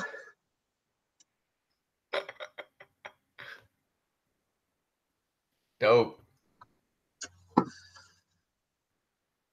Yeah. So, like you just showed evidence that Batman tends to do this. This is part of, and just imagine a ticked off, vengeful Batman who's afraid of Superman. Oh yeah, he's gonna go all the way. Yeah, it was from a Batman Family issue 18 from July 1978. Wow. Written by Danny O'Neill, a very famous Batman writer and one of the DC's editors. Wonderful, wonderful. You know what I mean? I know a lot of people love Batman. It's one thing because Batman's been in the public for a very long time. But I'm a definite lover of Cyborg. It's strange talking about Cyborg a lot, but I really like Cyborg. No, it's not because he's just black. No, it's because of the idea behind a human and machine working together. The idea of that, to me, is interesting because we're living in a world where automation is going to take over. If you guys watched, I don't know if you guys ever watched the sci-fi Total Recall, not the original one with Arnold Schwarzenegger, but the other one with, I forgot what the actor's name. Colin Farrell. Yes, Colin Farrell. That was actually a fantastic film. And again, it shows you how automation is kind of replacing, living sentient beings. So I thought that was kind of crazy in its own way. iRobot and so on. And we're heading in that direction. We're heading in the direction of cloning. They're able to now, Jurassic Park is actually becoming a reality where people are able to clone extinct species. They're finding a way to clone it into the genomes of existing species and be able to bend the genome of a comparatively similar species and get that distinct species after certain generations of breeding. So it's actually becoming a possibility. And And also, you know, they're getting the ability to clone clone some very interesting interspecies animals as well that can actually, unlike donkey mules, they can actually replicate afterwards. So it's kind of crazy how far science has reached, and it has implications for that. So yeah, science fiction is becoming reality, folks.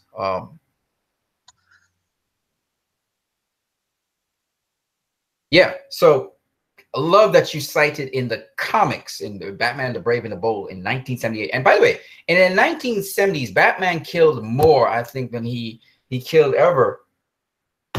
And besides maybe his golden era, in any of his history, in the 1970s, Batman was killing left, right, and center, not necessarily intentionally committing murder or manslaughter, but he was killing people. And I think a lot of people don't even know this. So that's I did a video on that actually. So yeah, so I just wanted to say that you guys, if you have anything in the chat section, let's get your comments in the chat section.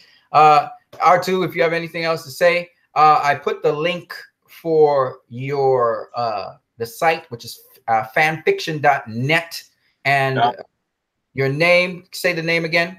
Pick a chase. Pick a chase. So you go to Pick a Chase. Yeah, from the hat and shades. That's right. So that's where the name comes from. Oh, it's a combination of the two. Nice. Yeah.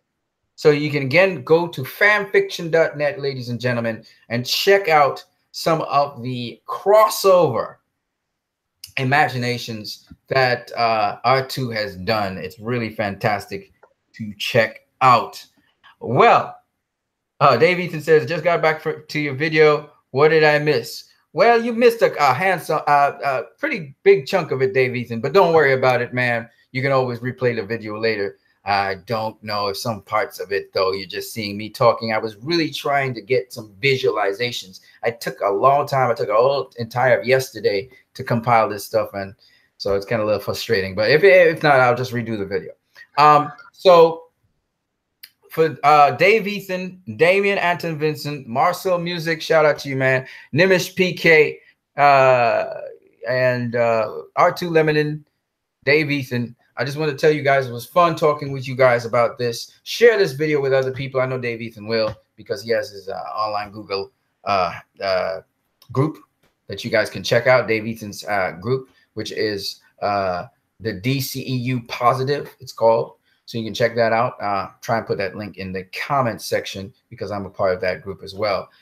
And also, you can also check out the other associated groups, which I actually administrate on Facebook. There are a number of groups on Facebook you can check out. Some of their Wonder Woman lovers. You got Man of Steel lovers. You got Batman v Superman lovers. You've got Suicide Squad lovers. And you got Justice League Unite. These are all groups that I have on Facebook. If you can check me on Twitter at AEPGM42 and holler at me, I'll holler back at you guys. R2, you got any other contacts? Maybe you want to tell them your Twitter handle? Not yet. I'll probably see if I can create the separate one under this name first, and then that one is still a personal one that I. No problem. So you can always check out, like I said, R2 on fanfiction.net. You're looking at Pick a Chase. Check that out. And for R2 Lemon, myself, and all of you guys here, I want to wish you guys a blessed evening. Got to go to work. Hope you guys have a good one. Have a great and successful week. Remember to stay positive always. And you guys are kings, man. What I mean by that, you have, areas of influence. So, positively influence people as much as possible. And stay busy. All right. Have a good one, guys. Bye, everybody.